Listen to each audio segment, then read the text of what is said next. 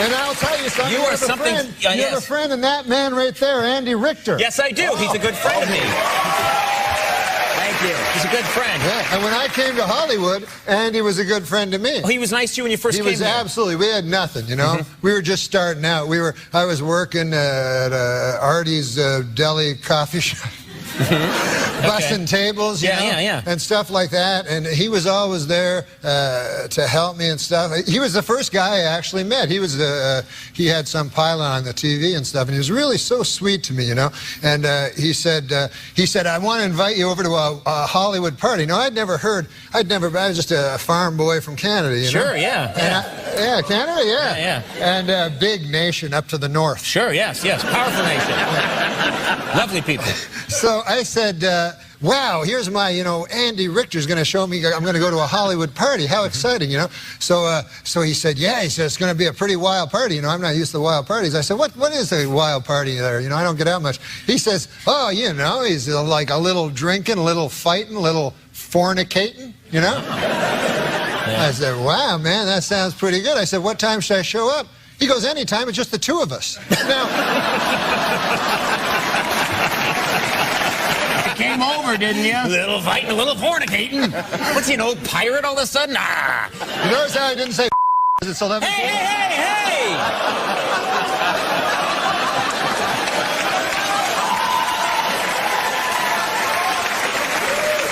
No, because it's 11:30. It's a Tonight Show now, buddy boy. That's what I'm trying to point out. It's 11:30. Thanks for pointing that out. That was great of you.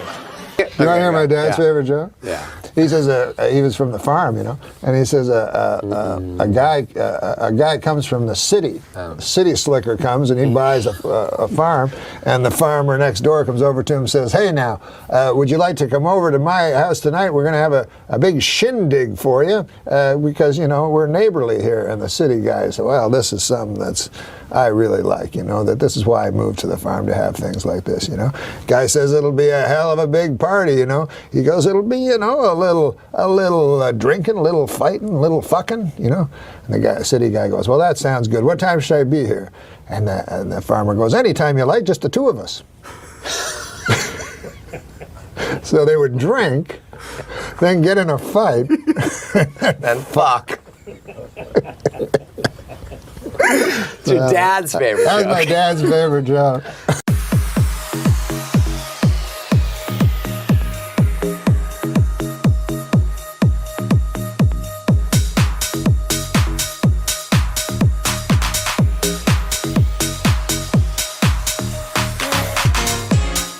He said, welcome to the neighborhood.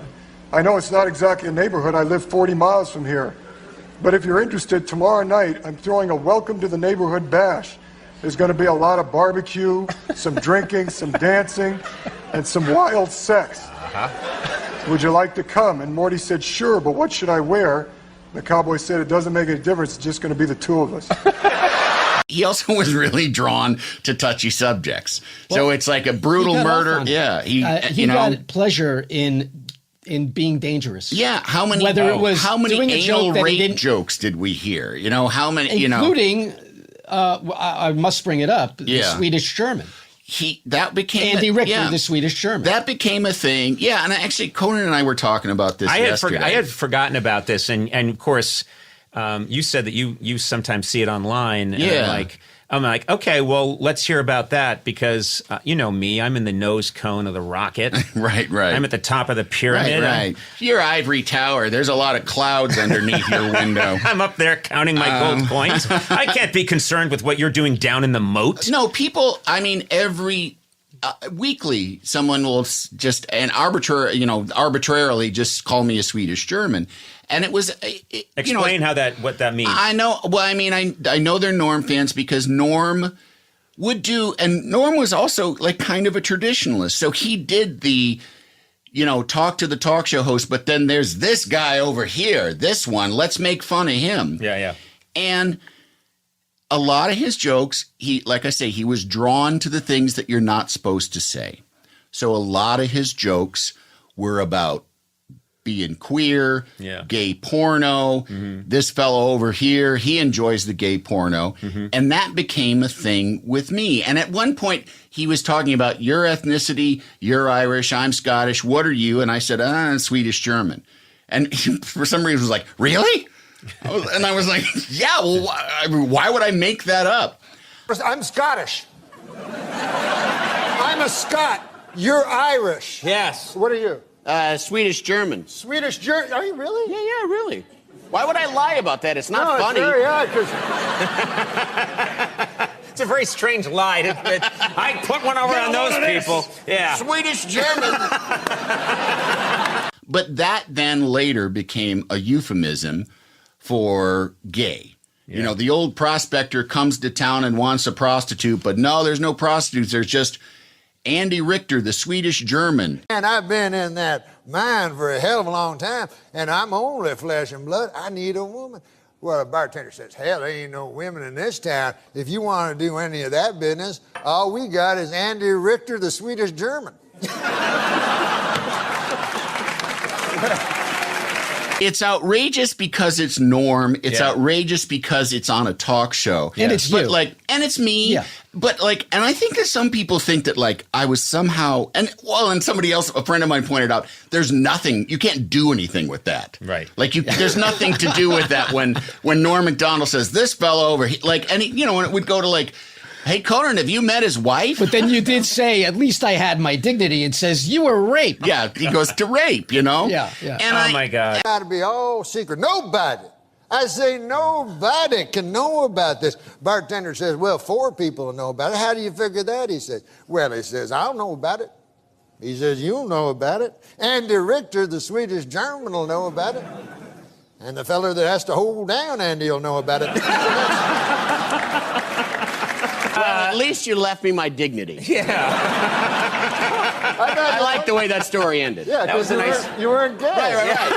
No, but that's not beside the point. You were raped. No, it's more.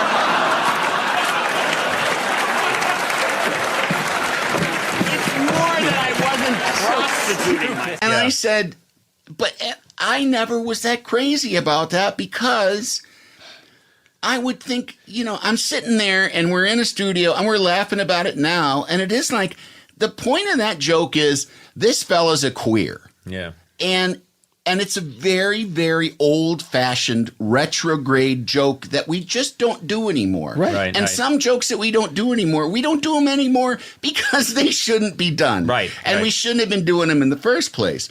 So I was always thinking about the gay people that work on the Conan O'Brien show. Yeah. How do I look them in the face after being there and hardy-harring about the punchline being that I'm a gay fella?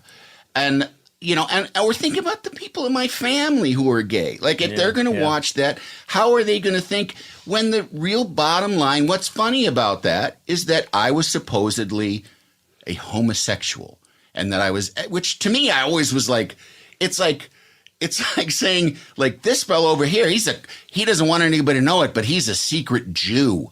His kitchen's full of matzahs. It's you would go what are you talking about? What is that? How is that funny? My kitchen's full of I know, matzahs. but you're not a secret. But you know what I mean? It made me uncomfortable, not because I was afraid that people would think I was gay, because if I was gay, everybody would know that I was gay. It made me uncomfortable because there were people out there in the audience whom I love and care about, who would be left thinking what's so terrible about me that I am a joke, that I'm a punchline, that how I am and who I am is a punchline to a joke. But that was when you're the kind of comic that Norm is, and you are going after any uncomfortable subject, and you're oh, let me get in there and roam around and really get my elbows. Right. It's gonna be ugly sometimes. Yeah, and it's gonna be uncomfortable. Yes.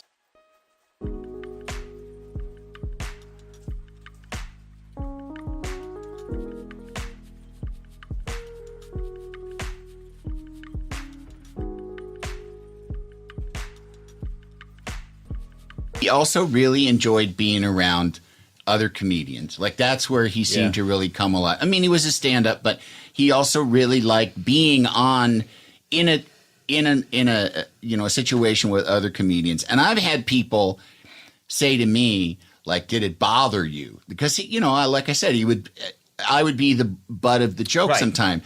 And I would say, like, no, that's him. That's like practically like him showing love to me. Yeah. Like he would not insult me if he thought that I, was somehow inferior. It's like being insulted by Rickles. Yeah. It's like he's inviting me to play when he's making fun of me. I watched because I went down that rabbit hole after I watched the clip, and I watched him tell the moth joke. Right. And, it's interesting. It reminded me, my dad told jokes that way. He was just so inherently funny that a 2-minute joke takes 10 minutes. The punchline is the least of it. You're going on the journey. And that's the same thing with Norm. It's like, I don't care how long this takes. No. Because it's just fun watching him tell a story. I hadn't seen the moth joke since it aired, and I had no memory of it. And he's so delightful doing it. You just... Yeah. And you almost forget that it was a joke even to begin with. It's like, oh, I don't even remember what the premise was anymore.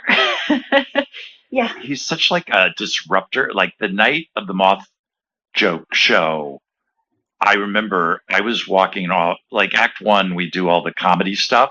And then I have to go off stage and we go edit, pull it up or tighten it or whatever. I go back to the edit room and I left the studio. And I'm walking in a hallway, and Norm's being brought the other direction to be the guest. And I know him only to say hello, like in a very superficial showbiz way, not at all. And I had my arm in a sling because I broke my arm. And he's like, hey! It was like an excuse for him to just stop and start talking to me. And he just started going, yeah, my uncle broke his arm, and oh boy, and he started going into this long story, and I'm like, why is he doing this? And then I realized, like, the stage manager and the segment producer, all these people were around him, and they were trying to hustle him out to, the commercial break was ending, and I swear, I was thinking, like, he's just doing this to bust their balls. Because he just went on a monologue for like 2 minutes, and they're kind of like looking at their watches and freaking out. And I was like, I think he just loves, he's disrupting. Pushing people's buttons. Yeah. Yeah. Yeah.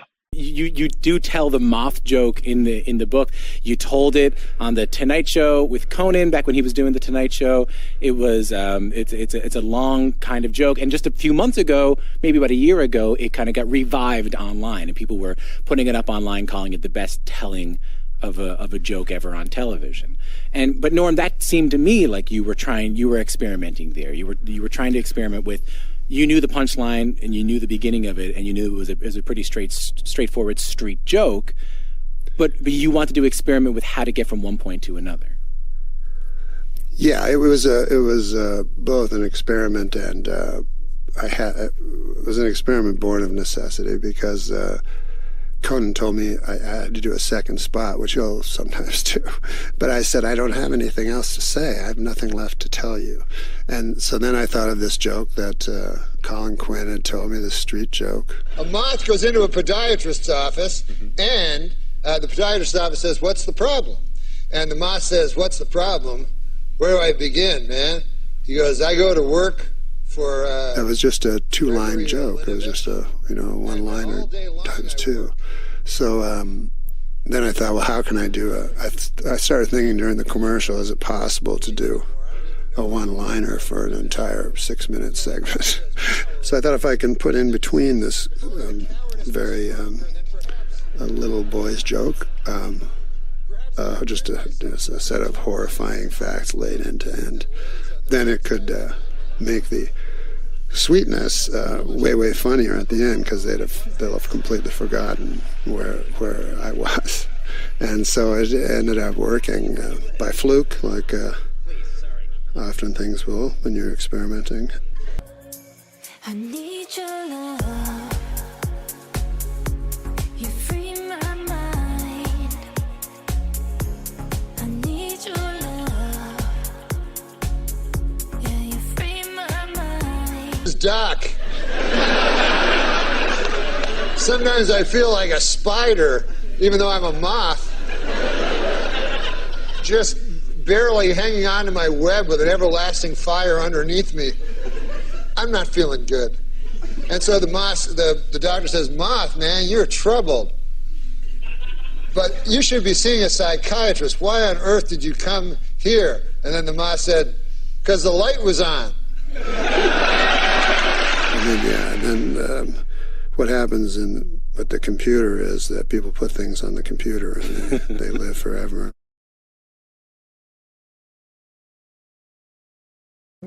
Other people around the studio here are sick for different reasons. I don't feel great either. You don't feel good either? Not great. Or it could be viral. It's possible. You know this thing that's going on in the middle west of the country, where there's a bacteria, a strain of bacteria that started in the hospital in the middle of the country, and it's going to spread across the United States and maybe be bigger than the influenza pandemic. No, I haven't heard about that. Well, I just made it up. Ah! But I did hear that the avian flu is really a serious thing. Yeah, it's terrifying. Yeah, because apparently it's in the swine now in China. Do you understand what I mean? Yeah, I mean, so it's moved over to swine. It's not swine, just... and for some reason, swine is more. There's more chance of a human contracting it from swine in China. I don't want to say anything about the Chinese people. No. But there's more chance that they will get infected by swine than avians, which are really birds, let's face it. Why do you think that is? What? Why do you think that is? Well, because swine have filthy, swinish sex. I never thought about that. Who wants to fuck a bird?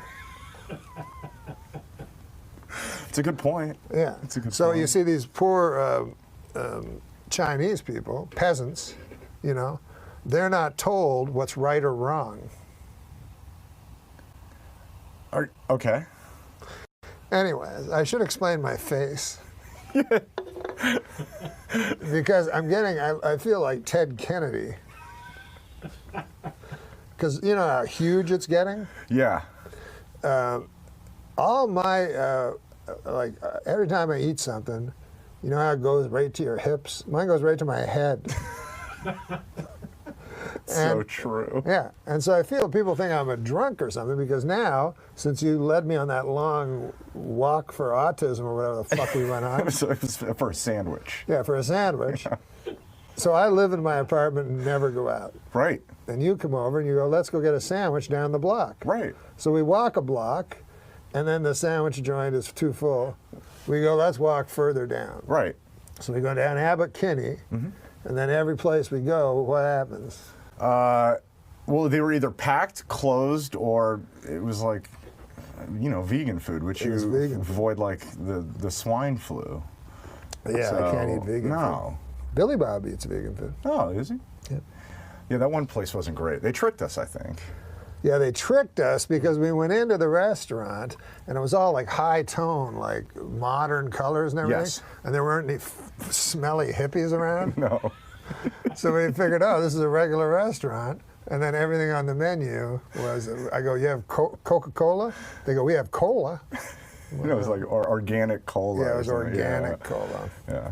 So I feel drinking organic cola the entire time would just make me think about how it was not Coca-Cola. Right. Right? Yeah, this Coca-Cola is great. Is it helping? You know what's interesting? I used to go to comedy clubs, right? Right. I mean, I still do. I'm a stand-up comic. Of course. I can prove it. And sometimes an establishment will have only Pepsi. I don't know why. But they'll go like, you'll go like, can I have a Coke? And they'll go, is Pepsi okay? And you go, no, it's not good. Because I think they're under the impression that if Coke is your favorite beverage, then Pepsi should be your second favorite beverage, but as in fact, it's your least favorite. Right. That actually makes sense to me. Yeah. And then also, when they have Pepsi, they have they're like, what about, would you like a Muggs root beer? And you're like, I'm not 8, you know, I don't a fucking root beer. And then I like root beer. The guy goes, like, what's Sierra Mist? Well, that's funny. I was going to ask for that. I'm glad you brought that up. I daren't. Whose favorite beverage is that? Nobody. Hey, man, I have a pork chop. What do you want with that, sir? You got any Sierra Mist? No. What kind of fucking horse shit is this? Honey, get your coat. I don't know what I'm talking. I'll pull the car around. You get your coat. These fuckers don't have no Sierra Mist. Anyways, I don't know what we're talking about. Anyways, I should explain my face. Because I feel like Ted Kennedy. Because you know how huge it's getting? All my, every time I eat something, you know how it goes right to your hips? Mine goes right to my head. So true. Yeah, and so I feel people think I'm a drunk or something because now, since you led me on that long walk for autism or whatever the fuck we went on. So it was for a sandwich. Yeah, for a sandwich. Yeah. So I live in my apartment and never go out. Right. And you come over and you go, let's go get a sandwich down the block. Right. So we walk a block, and then the sandwich joint is too full. We go, let's walk further down. Right. So we go down Abbott Kinney, and then every place we go, what happens? Well, they were either packed, closed, or it was like, vegan food, which you avoid like the swine flu. Yeah, so, I can't eat vegan food. That one place wasn't great. They tricked us, I think. Yeah, they tricked us because we went into the restaurant and it was all like high tone, like modern colors and everything. Yes. And there weren't any smelly hippies around. No. So we figured, oh, this is a regular restaurant. And then everything on the menu was, I go, you have Coca-Cola? They go, we have cola. It was like organic cola. Yeah, it was organic cola. Yeah. So I feel drinking organic cola the entire time would just make me think about how it was not Coca-Cola. Right. Right? Yeah, this Coca-Cola is great. Is it helping? You know what's interesting? I used to go to comedy clubs, right? Right. I mean, I still do. I'm a stand-up comic. Of course. I can prove it. And sometimes an establishment will have only Pepsi. I don't know why. But they'll go like, you'll go like, can I have a Coke? And they'll go, is Pepsi okay? And you go, no, it's not good. Because I think they're under the impression that if Coke is your favorite beverage, then Pepsi should be your second favorite beverage, whereas in fact, it's your least favorite. Right. That actually makes sense to me. Yeah. And then also, when they have Pepsi, they have other, they're like, what about, would you like a Muggs root beer? And you're like, I'm not 8, I don't a fucking root beer. And then I like root beer. The guy goes, like, what's Sierra Mist? Well, that's funny. I was going to ask for that. I'm glad you brought that up. I daren't. Whose favorite beverage is that? Nobody. Hey, man, I have a pork chop. What do you want with that, sir? You got any Sierra Mist? No. What kind of fucking horse shit is this? Honey, get your coat. I don't know what I'm talking. I'll pull the car around. You get your coat. These fuckers don't have no Sierra Mist. Anyways, I don't know what we're talking about. But we're really excited because Billy Bob is here. Oh, I'm so excited. God damn, I got questions for him and shit. He's such a good actor. Huh? He's a great actor. I thought he was a great director. He's a great director too, but I enjoy his acting in particular. We saw Bad Santa a couple nights ago together. Yeah. Well, Thursday. So you feel that your way of insulting him as a director is to say how good an actor he is? No, that wasn't my intention at all. No. You said he's a great director, and you said actor. No, I said no. He's also a great director. It's one of those guys that do everything. You know what I mean? Yeah. There's some guys that can do like 5, 6 things. Then there's guys like you. I'm just saying it evens out. In the long run, it all evens out. Yeah. But he reminds me of one of those old-timey dudes that was like a Renaissance man, good at a lot of things. Oh, yeah. You know what I mean? Jack of all trades, absolutely. What's that? Jack of all trades, I suppose. Oh, yeah. Master of none? Is that what you're saying? No. Well, that's the second part of that expression. I purposely omitted the second part of that. Because I think he's one of our great. I think he is our greatest director. What? Why do you find that so ridiculous?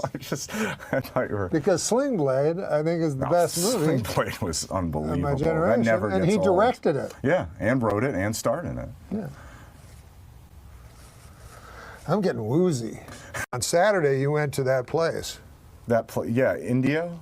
Yeah, on Friday and Saturday, I went to Coachella. You went to India. Yeah, Indio. Indio. No, not India. Went to Indio, California. Yeah. To Coachella, to the music festival. Coachella, where the damn dirty hippies are. Sure, there's a lot of different sorts of people, and they mingle and what have you, and take drugs and stuff. Yeah. But are they still against Wall Street? I'm not a hippie. No, I'm not. Yeah, I mean. I remember when that Occupy Wall Street started. Mm-hmm. I knew who was going to win. Of course, it's going to win. I figured Wall Street had a much better chance of winning that particular battle. Yeah, sure, absolutely. Than a bunch of guys. And also, I don't know how I feel about hippies taking over Wall Street and then putting all the money in fucking hacky sack or whatever. That's a good point. I never really thought I don't about know. that way. I don't know anything about the stock market. I obviously don't either. None of us know anything. No. Me, you? No. What about when you look at it, like the NASDAQ is up? You're like, Yay! Yay, it's up. I don't like when it's down. No, That's what I say. It's the worst. That's you never want it down. Yeah, that's my opinion. Either way, I'm broke. Doesn't really matter. Looking around, I noticed this Saturday, I don't know if you're aware of it, was 420. And so it was a madhouse over there. It's April 20th? No, 420. Yeah, it was April 20th, but 420. You know 420. No, what's that? How do you not know? You've never heard of 420? No. Well, it's a big deal. I mean, it's real popular in the culture right now, and everybody's wearing 420 shirts, and you see 420 bumper stickers, and everyone's talking about it. I frankly, I was a little embarrassed too. Where did they come up? Why is it 420? Well, I was wondering the same thing actually, because years ago I saw it for the first time, and I never bothered to look it up. But I figured since I'm on the podcast with you now as your sidekick, I thought I'd maybe research it. You researched researched something? 420, the origin of 420. Finally answered my question. We're not supposed to research anything. Well, I was told differently. Well, how am I supposed to carry on an intelligent conversation when I didn't research it? I mean, you got a computer. Look, I'll be honest. I just Wikipedia'd it. You can just. Okay, I'll fucking research it. What's it called? I think I broke your computer, Daniel. What is it? What is it? Just dump it off the top of it. Dump it out. You just go on Wikipedia. Go on Wikipedia. Yeah. And go to 420. Okay. And then type in 420 origins, or just type in 420. That's all I did. Okay, I got it. All right, good. So now we're on the same page, right? Right. You're on there? Yeah. All right. So this is what they say. 420 is a code term used primarily in North America that refers to the consumption of cannabis and, by extension, a way to identify oneself with cannabis subculture. That's not what mine says. What does yours say? Mine says 420 was the birthday of Austrian-born German politician and the leader of the National Socialist German Workers' Party, a fellow went by the name of Adolf Hitler. Observances based on the number 420 include smoking cannabis around the time 4:20 p.m. as well as on the date April 20th. No, what date is that? What year? This was around 1970. No, this is 1945. What kind of computer do you have? It's a Mac, Norm. It's a Mac. Mine's a Dell. I like a Dell.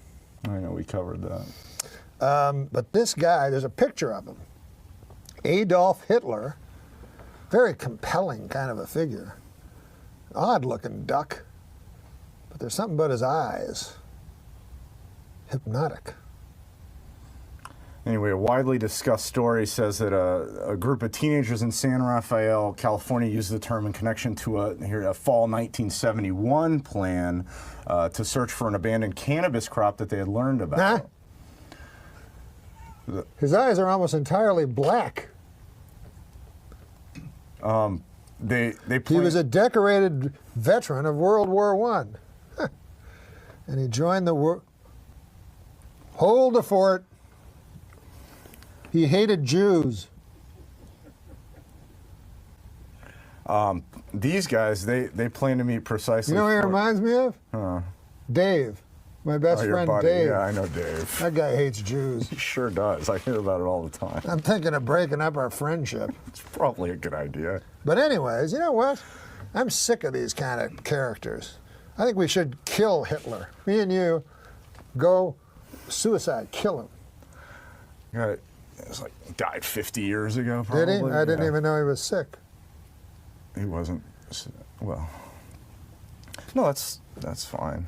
I wish I could find a Hitler of today and go kill him.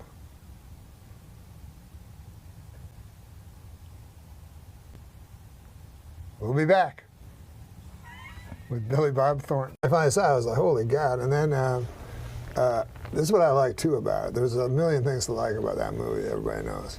But that I think whatever you call him, a retard or whatever word you would use for Carl, killed a guy. Yeah. And I don't know if any other retard in any other movie ever killed a guy. And yet in real life, serial killers, I mean not serial killers, but killers of a lot, are sub-level IQ usually. They're not, you know what I mean? Like they usually portray the killer as Hannibal Lecter. Like an evil genius. Yeah. In real life, they're guys with 50 IQs. That Right. Did Lenny kill a guy, I think? Well, Lenny killed rodents and things. Oh, yeah, sure. Yeah. Well, I guess he killed a guy, didn't he? I don't remember. It's been a long time, but I know he. I think he petted a rabbit to death. Yeah, he petted a rabbit to death. Yeah. That's not quite the same thing. Yeah. Yeah. Well, why do you have to say any other example? I apologize. What was your cross-country bus trip like?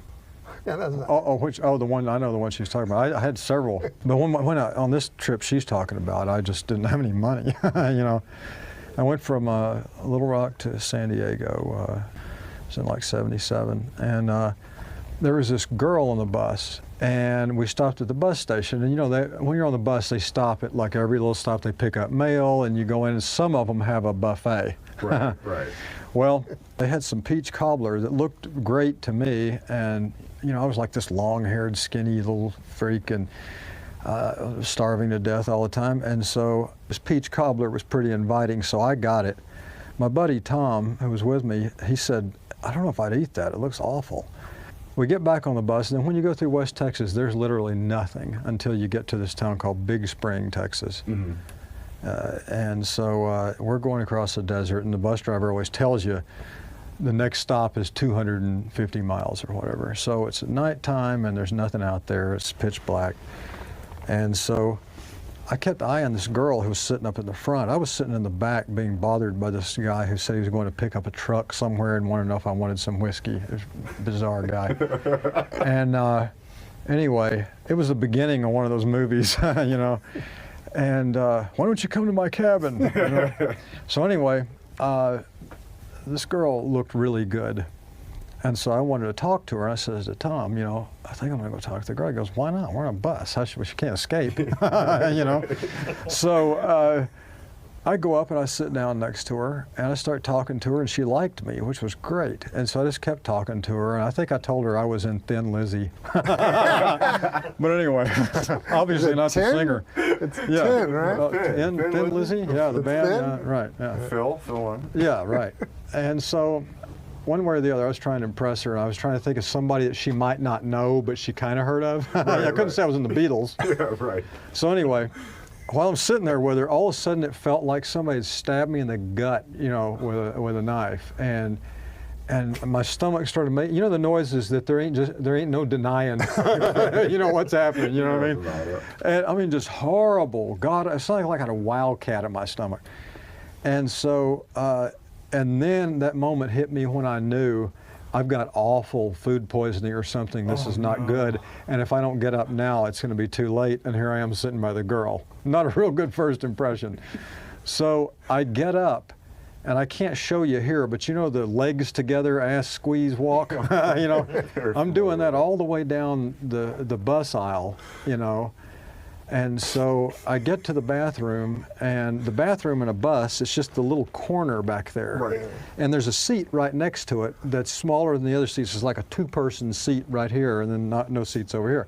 So I go into the bathroom, just in the nick of time, seriously. Like literally on the way down to the toilet, I'm already spraying the place. And so I get down there, and there's no, the lock is off. There's no handle, there's no lock. The door just kind of goes like this, and there's this old couple sitting out there. And so I'm sitting in the toilet holding this little knob with 2 fingers, and people are trying to come in, you know, when you're in the bathroom, people are trying to do it. So I've got it with 2 fingers, they got a whole handle out there. So they get to open it like that far, you know what I mean? And so then they see me sitting there, you know, looking like Charles Manson. And one way or the other, just nasty, horrible explosions, and, you know, a very, very bad trip. And then there was no toilet paper. Oh. Used my underwear, they went in the trash can, and then pulled my pants back up and went back by Tom, and never saw the girl until we got to Big Spring. And I didn't, you know, go up to her or anything. I just went in the bathroom and sort of cleaned myself up. But it was, I mean, most people won't tell stories on themselves like that, but I don't really give a shit. I love it. When you win the Lincoln Center Award, you should tell that story. That's great. Absolutely. Yeah, you know what? If I ever get to meet, like, you know, the Pope or somebody like that, I'll say, hey, check this out. I got this crazy story. You're not going to believe this. Yeah. Hey, you worked with Burt Reynolds. Yes, I did work on the TV show. Right? Yeah, on Evening Shade. Yeah. Do you have any crazy Burt Reynolds stories? No, not really, because Burt, Burt had some wild times and everything. For some reason, he kind of took me under his wing, and he always liked me, and he actually helped me a lot in the beginning, and he was always really good to me. He did hit me one time live in front of an audience, and I couldn't breathe, and I couldn't say my lines. Slap? He hit me with an open hand, but in the lung, and he's got arms like Popeye, those big forearms. And in the thing, I'm supposed to hit him. I'm supposed to slap him on the back and say something which pisses him off or whatever. And I come out there before the live audience, and when we rehearsed it, he said, I'm an old stunt man, so hit me as hard as you can. And I guess I hit him really hard because his natural reaction, I guess, was to hit me in the lung. And I couldn't talk, and they had to sort of suspend the big show for a few minutes while I got my breath back. But other than that, yeah, he was always really good to me. Yeah, I always try to get him. Like whenever I had anything, I go get Burt Reynolds. Like he'd be the coolest. And then people go, no, you don't want to work with him. He's crazy. And then I go, no, I do want to work with him. I don't want to fucking work with you. Yeah, right. like crazy. It seems like such a dismissive. Don't you think like people have been denied work and shit just because people go, that guy's crazy? Yeah. And it has no meaning to it really. Yeah. It usually means creative to me or something. That's right. Or he's difficult. Who wants to work with some fucking simpleton? Right. You know what I mean? But it seems in Hollywood like That's usually the case. Yeah. I've found that, yeah. I found that usually when somebody says, oh, you don't want to work with this person or that person, they're very difficult. It usually means they don't want to do stupid shit. They want everything to be right. And, I mean, maybe not all cases, but, and like you said, usually when they say, oh, somebody's crazy, but craziness is part of being an actor. I mean, whatever they call crazy. I mean, you wouldn't want to get like a guy like Jeffrey Dahmer or something like that. I mean, you wouldn't want anybody who might eat you at lunchtime, But that was his name, right? Jeffrey Dahmer? Yeah, absolutely. Yeah, okay. Yeah, got killed by a broomstick raped to death. Really? That's they say it's one of the worst ways to go. Yeah, exactly. Yes. On the list of the 1,000 ways. Yeah, they say drowning is very peaceful. Right. Broomstick rape. Not good. Yeah. Well, how did you and Norm meet? I said, I always would end up, it's not like we hung out at, the deli every night together, but Norm and I always ended up at these functions that we kind of had to be at. And I said, well, probably the way Norm and I really bonded was because we were the only other person that we wanted to talk to there. Right. Like we'd just end up in the corner talking to each other because we'd be looking around thinking, why are we here?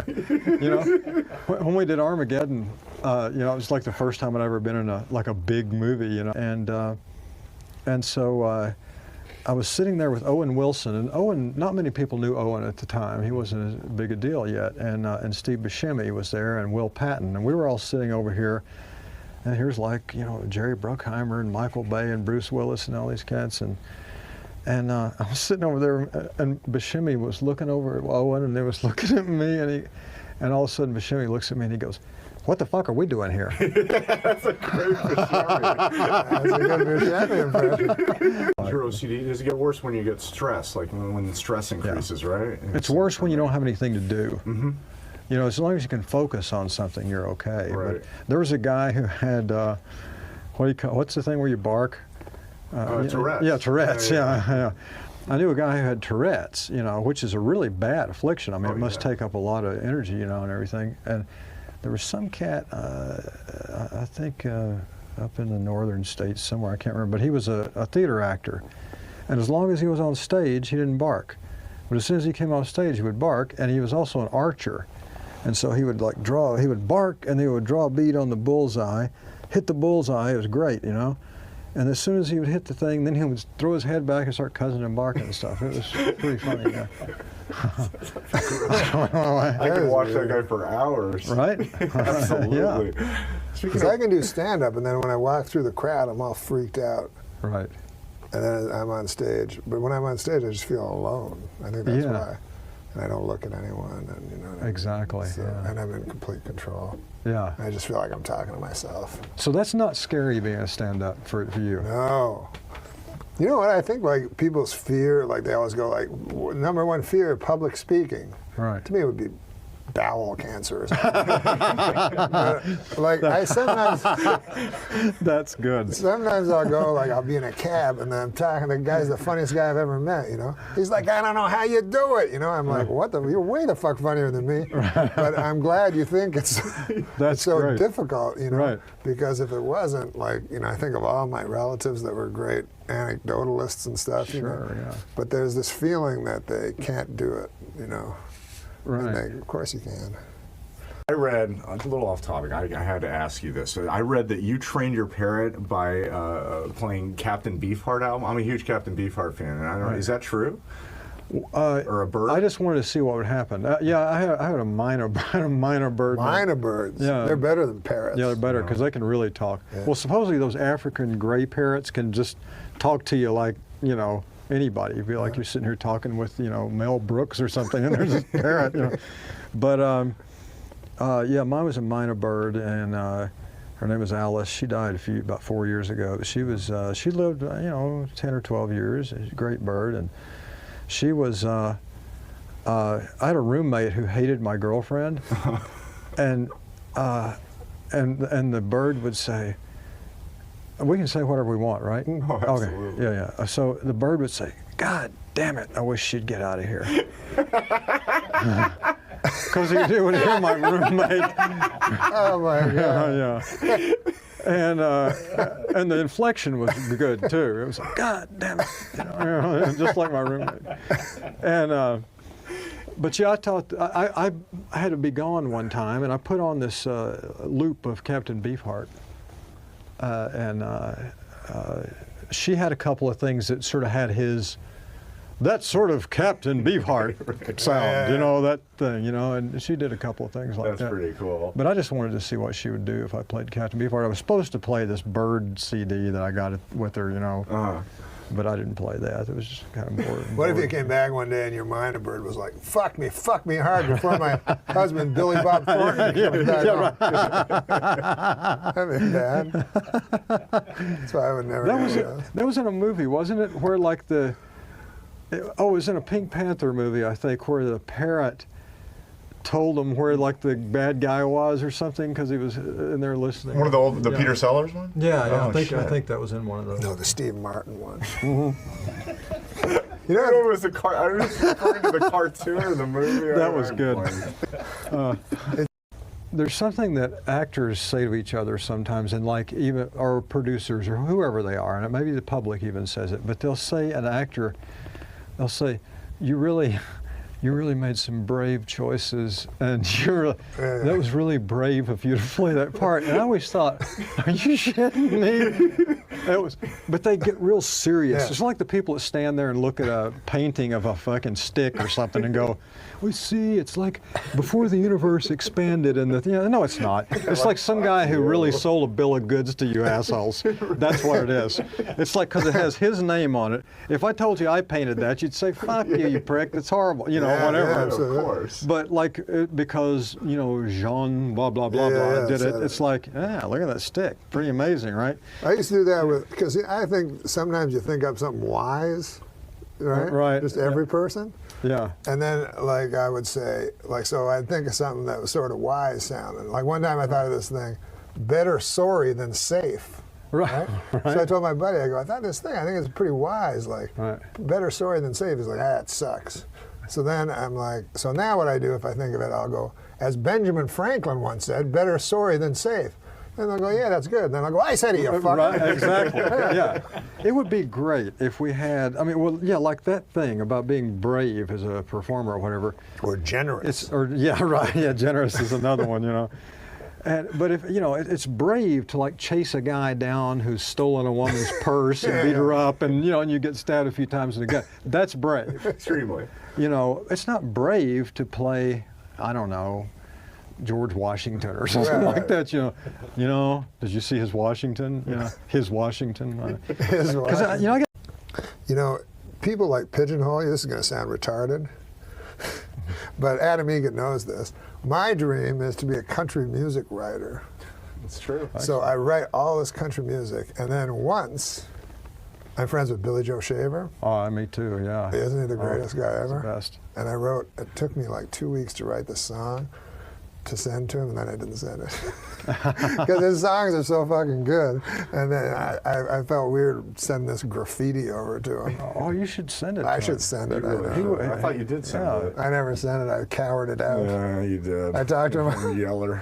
Because I go on the road doing stand-up, and I phone him, and he's on the road doing even worse gigs than me. Like, I go, where are you? He's like, I'm at Knuckle Busters. No, You're a fight going on in the back and shit. That's the shame of it. This guy's brilliant. Yeah, I mean, a lot of the classic guys, who are out there, like Billy Joe. There's a lot of cats in Texas, especially. Joe Ely and Billy Joe and people like that, and Jimmy Vaughn. A lot of guys who are just classics, and they're only known in like these cult circles, and he's one of the greatest songwriters ever. And like you said, you'll see him playing at a place with like 60 people, and the guy won't give him his money at the end of the night and stuff like that. It's amazing. You'd probably give him his money. The stories I've heard, I would definitely give him his money. But people hate country. Like sometimes people go like, country music, just your dog died and your wife left you and you're a drunk. And I'm like, well, that's life. Like, what the fuck? Yeah, but you have to understand, these are really smart people telling you that. Yeah. These are the people that like Pitbull. These are the people that think it's better to write one line and repeat it over and over in a song. That's a lot better. It's all right to be very prejudiced against Southerners, right? I mean, did you feel that when you were in the South? Oh yeah, I still feel it's. There's a prejudice in Hollywood against Southerners for sure. Yeah, the way they're portrayed. Yeah, because for one thing, they let anybody portray Southerners. It doesn't matter. In other words, it's hard for me to get a job playing a guy from the Bronx, but you can get a guy from the Bronx to play a Southerner just like that, and everybody thinks it's okay. And then they say, "Did you see that?" And he's doing that accent that doesn't exist. That. Well, listen here, I'm the chef, and boy, by this evening, I'm going to get you. And it's like. I grew up down there. I never heard anybody talk like that except on a cartoon, Brave performance. Yeah, it was.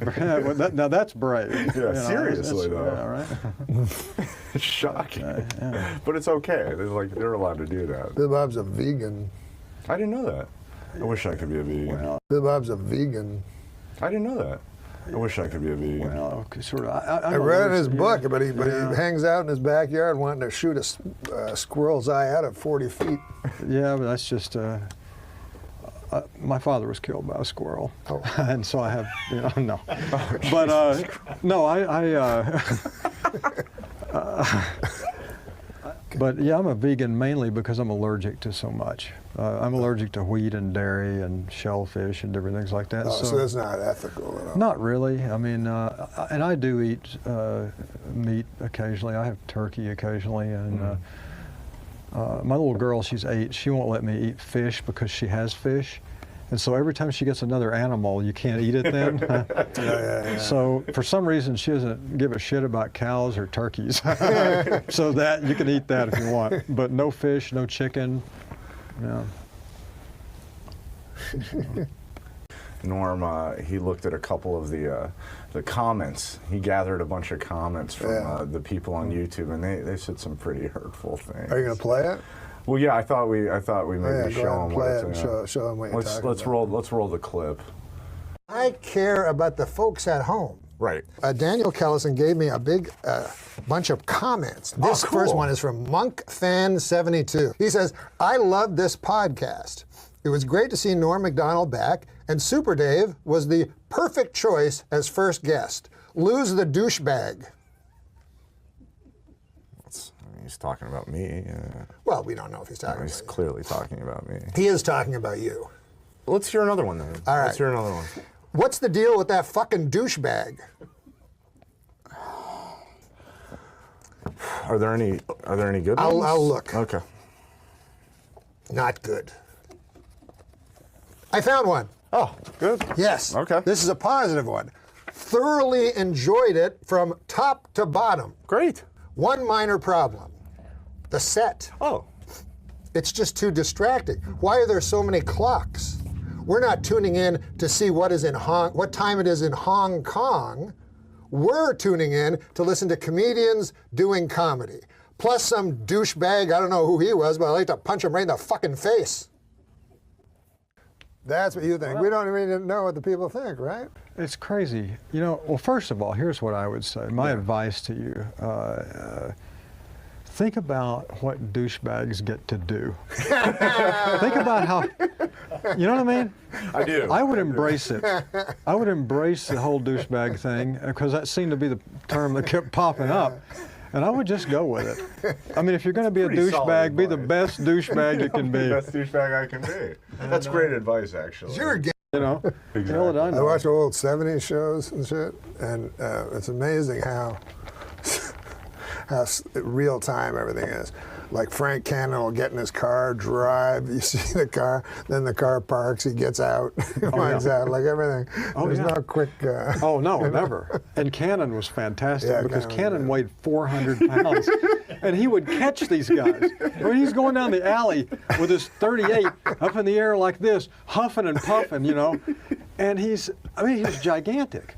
And he would catch like these two, 18-year-old armed robbers or something, bust their heads together, and then go back and have a cigarette and say, well, that was a good day's work or whatever, and then freeze frame on him and a cheeseburger, Then he went on to Jake and the Fat Man. Right, exactly. Which was, I always thought that would be a tough call for the agent. Yeah, it is. What's my character? You remember Dramalog, right?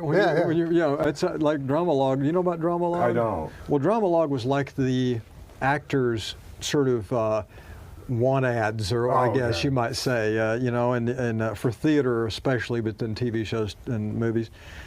And in those days, we didn't know that if they are advertising in Dramalog, this is not a real part. It's not in a real movie. I mean, maybe sometimes, but we would look through there and it would have these descriptions, and we used to think about like Pals virus. It would describe a guy that's like, this hideously ugly 6'6" creep, whatever. And the guy who's sitting at home and looking through the magazine, he goes, "That's me."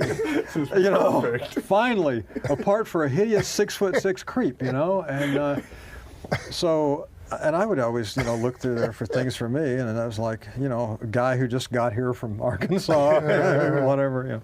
I always wonder why they had to be so cruel in the credits, ugly fat pig. It's like, yeah. And we have a question from, look at these crazy names they have on the internet. Edward Smith. So he says, Billy, do you have any weight loss tips for Norm? I've become a big fat guy. I thought it was a big fat guy. I gained 45 pounds. since Really? it was my New Year's resolution. I decided it's so hard to keep New Year's resolutions. Why not go for one you know you'll... I've been eating and eating. It's sort of fun, but now I'm losing my breath a little. Yeah, that happens because your diaphragm's pushed up into here. Yeah, that's all it is. But I mean, simple stuff is like 2 of the things that are the worst are the ones I'm allergic to: wheat and dairy. Yeah. Like if you So eat a you're lot blessed. of pasta, you know, like if you eat a lot of pasta and bread, that's one of the bad things. You know, it puts a lot of weight on you. Fish sticks? Yeah, fish sticks would probably, anything fried would be pretty bad. Because those goddamn Because packages you love of fish those, don't you? sticks, I love them, and they don't say when you're supposed to stop on the side. They don't. That's what we need. We need more warnings. But if you, stop the wheat and dairy for a while and see what happens. And also, you know, if you want to, like if you have to look a little thinner, like suddenly for something, if you want your face to do that, put squeeze lemons in your water. Really? Yeah. Wow. Yeah. You did have advice. And take cayenne pepper. Eat a lot of cayenne pepper. Didn't Dr. Doug have a thrombary embolism from cayenne pepper? I have no idea. Oh, you don't even know what Dr. Doug is. No. Hey, this is where we do the jokes. Nice. I think there's nothing cooler than being a lone wolf, except at wolf picnics when you don't have a partner for the wolf wheelbarrow races. From her California home, the mother of 14 children packed up and left their property in Palmdale after being asked to leave for not paying her rent for the month of April. The single parent, whose real name is Nadia Suleman, exited leaving a huge mess and the stench of urine inside the pad. Wait, it says here the urine has been traced back to Adam Egget. I don't know. A Georgia high school is planning to merge their formerly all-black and all-white proms into a single event. The theme of this June's dance, an evening of unbridled race war. That's pretty good. Yeah, my girlfriend and I have a deal. What are they called there, where you get to have sex with a certain list of people? I should put that on there. But you know what I'm talking about. Yeah. You know.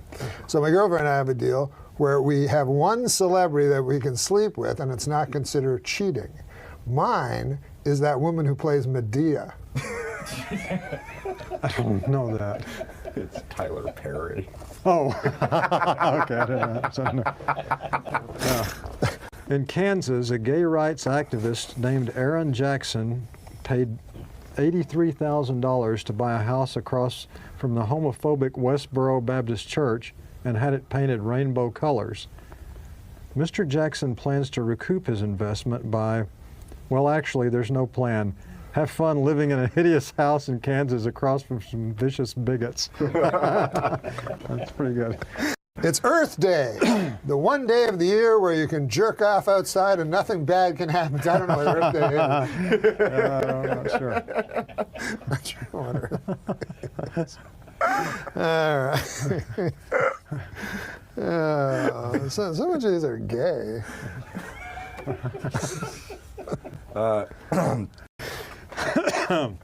A new study shows that most men can identify a gay man by his face alone. It's the face that's buried in another man's asshole. All right, Billy Bob Thornton's been our guest. Thanks a lot, Billy Bob. You're the best. So nice to meet you. Peace. Thank you for watching, everyone. Next week, Larry King. For updates, subscribe right here. Talk about this new movie called Dirty Work. Dirty Work. Yeah, Somebody's got to do it. I read the synopsis of it. It sounds like a lot of fun. 2 guys who just can't seem to get it together, right? Yeah, we can't get it together, so the only thing we're good at is getting back at people. Yeah. So we open a revenge for hire business. Yeah. I like this. Yeah, this is good. So if you need revenge, you see, you'd come to me and I'd figure out a revenge. Let's suppose there was somebody that was a mean, then you... Treating you unfairly. Exactly. I would come to you and say, I want revenge. Yes, and I'd figure out a way to get you revenge. Well, you do this in the movie to Don Rickles, don't you? Yeah, Don Rickles was great. Well, what did he do to deserve some revenge? He was just Don Rickles. What I love is that I read that you wrote insults for him. He didn't like them at all. He wrote his own insults. Yeah, he just did. We just said, do whatever you want. Yeah, you can't. And he just insulted us. It was great because it's funny when he insults you and it makes no sense. Yeah. Like he'll just go up to you and go, listen, why don't you go to Alaska and live in a shed with a rake? And you go, what does that mean? You're talking to the right person. He thinks he loves Donald. It's great. Oh, God. So you like acting, huh? So this could be the beginning of a whole new career for you. Yeah. Just like Chevy left Saturday Night Live, went out to Hollywood, became a big movie star. Well, acting is tough. I mean, one of the toughest things is you don't have your own name. Like, my name's Norm, as you well know. Sure. And my character's name in the movie was Mitch, you see? So in the scenes, like, a guy would say to me, hey, we better get going, Mitch. And I go, huh? And then they go, cut, Yeah, right. you know? You're not used to this. Right.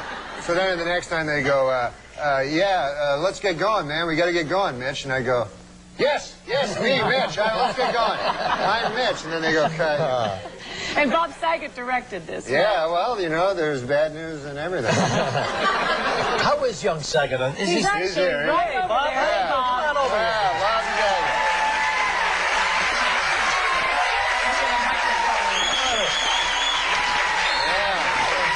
Yes, you do. Stand over there. Stand over there, mate. Nice to see you two guys survive making this movie together. Well, Bob's a great man. Bob's a great man. and a good woman. We've been together for a while. And now he's a big movie director. He's a big movie director. If it's a big movie. Tell him what Rickles said to you when he first met you about what's Scorsese. Oh, Rickles actually said, Bob, you're very, very tall. You're very tall. Martin's very short man. That was it. No, remember Martin Scorsese met you when he first heard? He said, I'll do it. I don't remember. He said, Rickles meets him and he goes, because he did Casino with Martin Scorsese. Sure. And he goes, I just talked to Martin and I told him you were my next director. And he went, ah! Oh, that's He left me a message. He called me at my office and he said, I don't understand. He left me this message. He said, I hit 2 in pound and I hit 3 in pound. I don't know how your Jew spaceship works. He says, call me Saget. I miss you. Don Rickles. It's very funny. How is he as an actor? What He's do you really think? good. Yeah? Big He future? is. Yeah, I think the man is incredibly talented. I'm not just saying that because we have a movie opening on June 12th. No, he's in full commitment. He says he wouldn't answer, the name Mitch, but he did. Not to me, but to other people. Well, you gave it 100%, huh? Now, can this guy become a romantic leading man in the movies? Yeah, he turns me on. No, I think, all kidding aside, I've talked to a lot of ladies, a lot of ladies, and they all say they find this man very sexy, and they think What else do you need? his eyes. They love his eyes. Beautiful eyes. Oh, your beautiful eyes. They twinkle. And he's got those Tom Selleck dimple things happening. Oh, yeah. This is the new Tom Selleck, absolutely. He's got the little wavy hair thing happening. Yeah. I think you're getting to Kathy Lee. Oh, yeah, baby. All right, so it opens on June 12th, June 12th. All right. Yeah. They say revenge is sweet. Bob Saget and Norm MacDonald are hoping it is also funny. Saget makes his feature film directorial debut. MacDonald his writing and starring debut in Dirty Work. Basically, two guys who've never done this job before. It's an irreverent comedy that proves getting even can lead to odd situations. They're nice cars. These are luxury automobiles.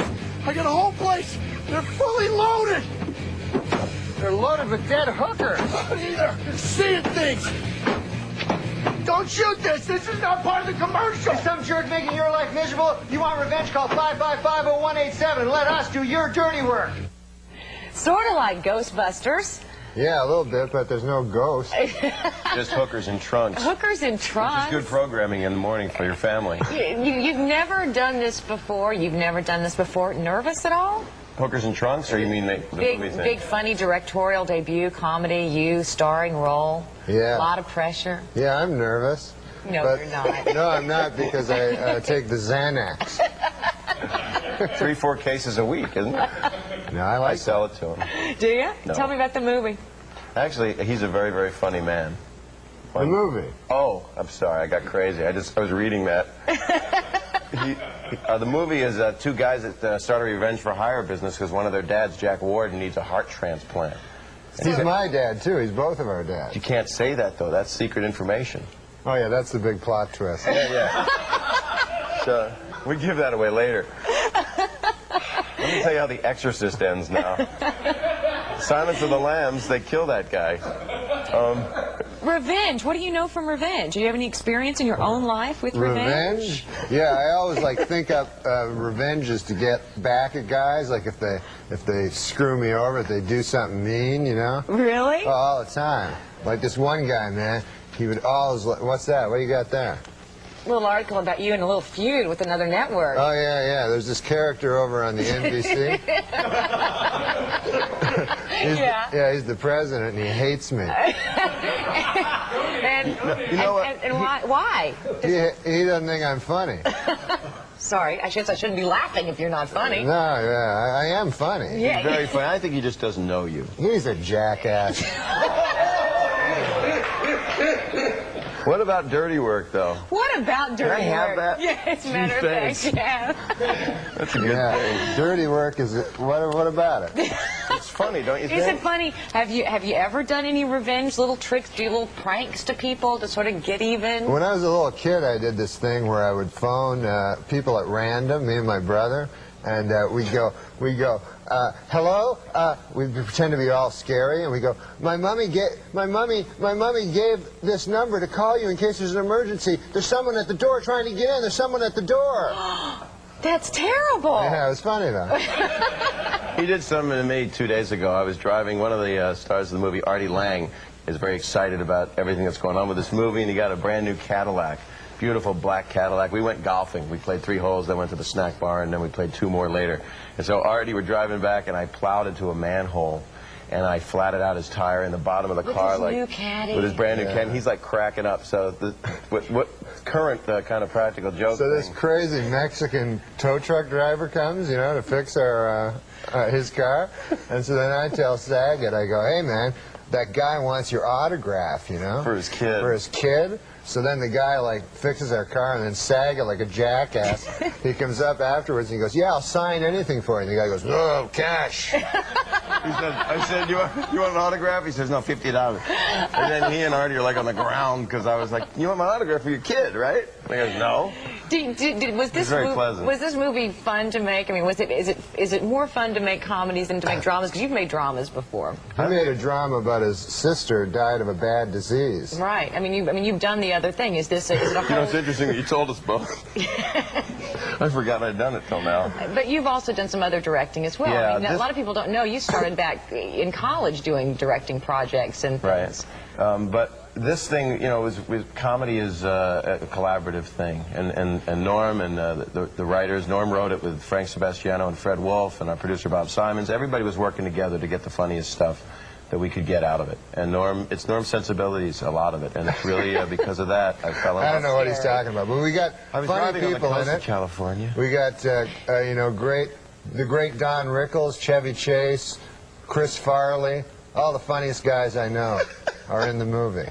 So that's what makes it, you know. Are you happy to be doing movies and not TV anymore? No, I love TV the best. Do you? Yeah. Maybe one day I could fill in for Spencer Christian if he's over in Atlantic City or Do you think? He always is, you know. I know, I saw him there once. Did you? Yeah, How much did you lose? He had a feverish look on his face.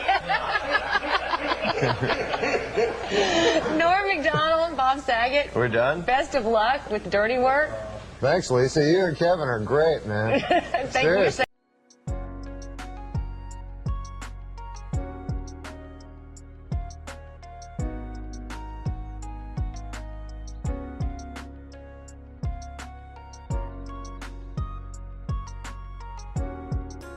But you wrote a sequel for Dirty Work. I did. And we had the money? Yeah, we were going. That's unbelievable to me. Yeah. And Norm, I didn't think he was going to die. And I didn't know. I was going to say, did you know? I mean, you know, writing a sequel that stars a guy who's got leukemia is not a smart move. So well, nobody knew, and he wanted it that way. And I think it was also him being a gambler at heart, you know, with life. He thought he could get through it. And by the way, he was told he was going to. So I think it's those last few weeks. I think he was really thinking he was going to beat it, and we were set to go. And so you were going to be getting the phone call. Yeah. And I told you that when I was in New York. And it's really good script, and he and Lori Jo Hoekstra, who I love. Yeah, Lojo, the great LJ. She's just great. I guess when we did Dirty Work, I was more the guy that wanted to be liked, and that ain't the club you do it with. You know, you don't have, Frank Sebastiano and Fred Wolf. It ain't social. It's making the best movie you can make. And right. that movie was, people that love it have to know that writing good comedy is hell. It's really hard work. And that's why I think the movie resonated. Right now I'm trying, and we'll see what happens. I'm trying to make the R-rated cut for Norm, Right. To do that, because 7 minutes are missing. So, no kidding. Yeah. Remember you guys had, I can't give it away if it comes out. Well, it involves donuts. The donut scene. Yeah, right, exactly. And there's more than that, but, the prison scene's a little bit different. yeah. And I can say what it is. The prison scene, Norm gets fucked in the ass. And as you do in prison. Listen, I've been there. No one always gets fucked in the ass. Believe me, that would be I'd be a hard date to deal with if that happened. Well, for you, it's like looking for Waldo once you get in there. But anyway, Norm says after he gets fucked in the ass, you know what hurts the most is the lack of respect. That's what hurts the most. But the other thing hurts the most, the anal rape. Right. And that got cut out. But we used a wide shot, and amazing that it worked. That and the other thing. Right. And I had Norm loop it, and he went, God, looks like I said that. So he didn't. You said anal rape, Norm. And so hopefully we'll put anal rape back in where it belongs in Dirty Work. Anal rape belongs no further than your friendly podcast and your friendly movie makers. Thinking about the tattoo, I'm gonna get 2 big M's on my ass. So when I'm standing right up, it's gonna say Mom. When I stand upside down, it's gonna be wow. What do you think? I'm dumbfounded. Mom and wow. It's just an M and an M. I know. Where's the O? I had to go there, didn't I? Yes, you did. You know the joke about B.B. King's wife? No. You don't? No, I don't think so. B.B.'s having a birthday, so she wants to surprise him. So she goes to the tattoo parlor. She says, put a B on one cheek and a B on the other. So the guy does it. She goes home. B.B. comes home. She opens the door, bends over, drops her shorts, and says, surprise! He said, who's Bob? That's racist. There it is, ladies and gentlemen. There it is. The one and only, the Super Dave Osborne and his joke about Yeah, tell that to Michael Richards, man. Why, that's not a racist joke. Yeah, sure it isn't. Who's Bob? Yeah, that's the way you want to broadcasting in stereotypes. 97.9 FM. Let's do it this way. Yeah. Bob Hope's wife goes to a tattoo parlor. No, but you chose an African American. Well, the Bob Hope is dead. Yeah. Go ahead. And she says, put a B on one cheek and a B on the other. She comes home. Bob Hope comes home. She bends over, pulls her pants down, and he faints. Now, Bob Hope is dead. Yeah, I know. Bring me the body of the great Bob Hope. If he struggles a lot, tie him up with a rope. If he smells a bit, wash him down with soap. Just bring me the body of the great Bob Hope. Bring me the body of the great Bob Hope. Another song by Super Dave Osborne and Norm MacDonald. They've collaborated together on a great new CD, Music from Dead People. And this. Another endless day, nobody's gonna change. You won't ever leave. On my mind again, I'm still not tired of it. Can make you want me. And I might act okay, say things will stay the same. Say I'm all I need. I don't know if you got enough ink for his cover I don't know if you got Victoria, help me out, Victoria. There you go. With gloves on. No, you need more than gloves. Come on. But I wonder if people, like you say, you don't like people who are not hardworking. I wonder, are there people who worked as hard as Steve did and does? I was thinking when I said it that there's an exception. I know we're both admirers of Norm MacDonald, and he seems sometimes like someone who has something It's his cadence. It's the way he talks. I don't know if he's a hardworking comic, but God, he makes me laugh. And his cadence, something is just wrong about it, you know? But I love Norm, and my guess is, what I know of Norm is that he may not be working hard. No. But what he has is the same result as somebody who's worked hard. Yes, yeah. Which is, again, enviable, admirable. But God, he makes me laugh. And I happened across some of his time on Weekend Update. Yeah. When you watch it now, you realize Norm just didn't care if it got a laugh. No. And he didn't. Yeah. He didn't care. And he had a joke. I think Downey wrote the joke. It was during the OJ trial. And there's a picture of Johnny Cochran holding up the knit cap with OJ sitting next to him. And God, no one could do this but Norm. Norm said, a little bit of a wrinkle for OJ in the trial today. Johnny Cochran stood up and held the knit cap that was found at the scene of the double murders when OJ jumped up and said, hey, careful with that. That's my lucky stabbing cap. Who else could do that? Right. And he doesn't. And if it got nothing, he would stare. Yeah. And tell you your problem. I thought that was one of the best. Dark but fantastic. Right. And also, no one could do it but him. No, that's what I was going to say. I would, if somebody had pitched that joke to me at the height of the OJ trial, I would have laughed and not done it. Would you have done that joke? No, I would not have done that. Yeah. I would have been queasy and it's tragedy and it was theater of some kind, theater of the absurd. But the delivery, the persona, and the material, it's perfect, powerful. Yeah. Obviously, a lot of entertaining celebrities, but Norm Macdonald used to come on our show in the early days, and those were, I thought, great television because we never knew it was happening, and it was always teetering on the edge of it was all about to blow up. It's all about to fail, and it would always end brilliantly. And then he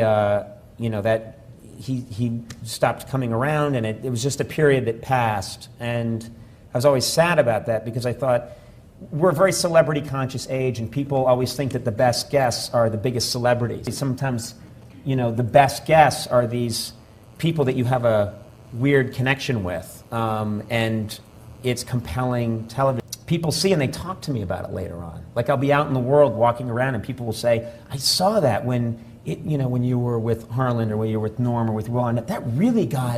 That got wild and crazy in a way that they don't see on television now. Have you, over the years, who are some of the people who have been your go-to people that I just remember Dave in his early years had Terry Garr and he had Sandra Bernhard. Yes. And they were kind of magic together. Who are your... I had so many people. Norm Macdonald was this person who would come... you all know Norm Macdonald, but Norm Macdonald, when we would have him on in the early days, to this day, I've never interviewed anybody like Norm Macdonald. Who was the best guest that you've ever interviewed, and who was the worst? I love Will Ferrell. I also love Norm Macdonald because he comes on and his stories are all invented. None of them are real. They're all old farmers' daughters jokes. And he pretends he'll come on. I'll say, what's up, Norm? He'd be like, the other day I was walking down the road and a pirate comes up to, I'm like, what? Yeah, a pirate comes along and he's got 3 pigs with him. One of them is wearing a hat, one's got a pipe, and then it's just a complete waste of everybody's time that's absolutely delightful and hilarious. And so I love him. Your favorite guests are always like the Bill Burr, Norm Macdonald. Yes. This might go off the rails really fast type of guys. Yeah. Norm Macdonald, one of the great talk show guests of all time. He invented something that Norm Macdonald invented this amazing thing that I've never seen anybody do before or since. It's kind of like he split the atom. It was that revolutionary. Norm would come on and he would, instead of telling you a real story, like if I had you on the show and you're like, hey, Bill, tell me, well, and remember I was living in Chestnut Hill once and you would tell a real story about what happened to you in your life. Norm tells old jokes as stories that happened to him. Yeah. So I'd be like, Norm, what are you up to? And I mean, really old jokes from like the 1920s. And he'd be like, well, Conan, I don't know if you're aware that I purchased a farm, Conan. I'd be like, really? You purchased a... Yeah, I purchased a farm. Of course, I have 3 daughters. And I'm like, you have 3 daughters? Yeah, I have 3 daughters on the farm. One very attractive, one not as attractive, and of course the third not, kind of... Well, she's ugly, Conan. She's ugly. And I'd be like, Well, one day, this traveling salesman comes to the farm, and he says, now, Norm, I tell you. And then it's like he's telling an old traveling salesman joke. Yeah. But you know about halfway through where it's going. I mean, I usually know. I know kind of what he's doing. I'm laughing that he has the balls to do this. I'm laughing at the audacity. So I don't even care if this joke lands or not. I'm laughing that he's committing to the fact that, no, he doesn't have a farm. He doesn't have 3 daughters. There's no traveling salesman.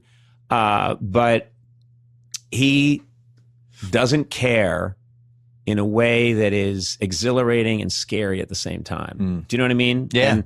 And plus, he probably has some people in the audience who are taking completely seriously, right? Yes. Yeah. He's got some people thinking... We call them tourists. Yes, we call them. They're usually from San Bernardino. Well, Norm had the greatest talk show moment in the history of talk shows with Courtney Thorne-Smith. That was epic. That was so great. And it's funny because... It's lived on. Who knew that we were going to have YouTube eventually where we could just queue it up on command? God bless YouTube. I had no idea. When those things were happening, I thought, we're talking 1993, 94. When those things were happening, I thought, what did I know? I just thought if you were up and you saw it, that means you saw You saw an amazing thing happen. And if you... and then maybe if I get to stay on the air long enough, we'll have a 1-year anniversary show and maybe you'll see it then. But if you're not there for that, it's gone. And now I meet people, that around the world that will say, oh, I just saw that thing with you and Norm and Courtney Thorne-Smith. And I'll think that was a moment of my life when I was 30. Yeah. And I'm like 85 now. Like, how is that possible?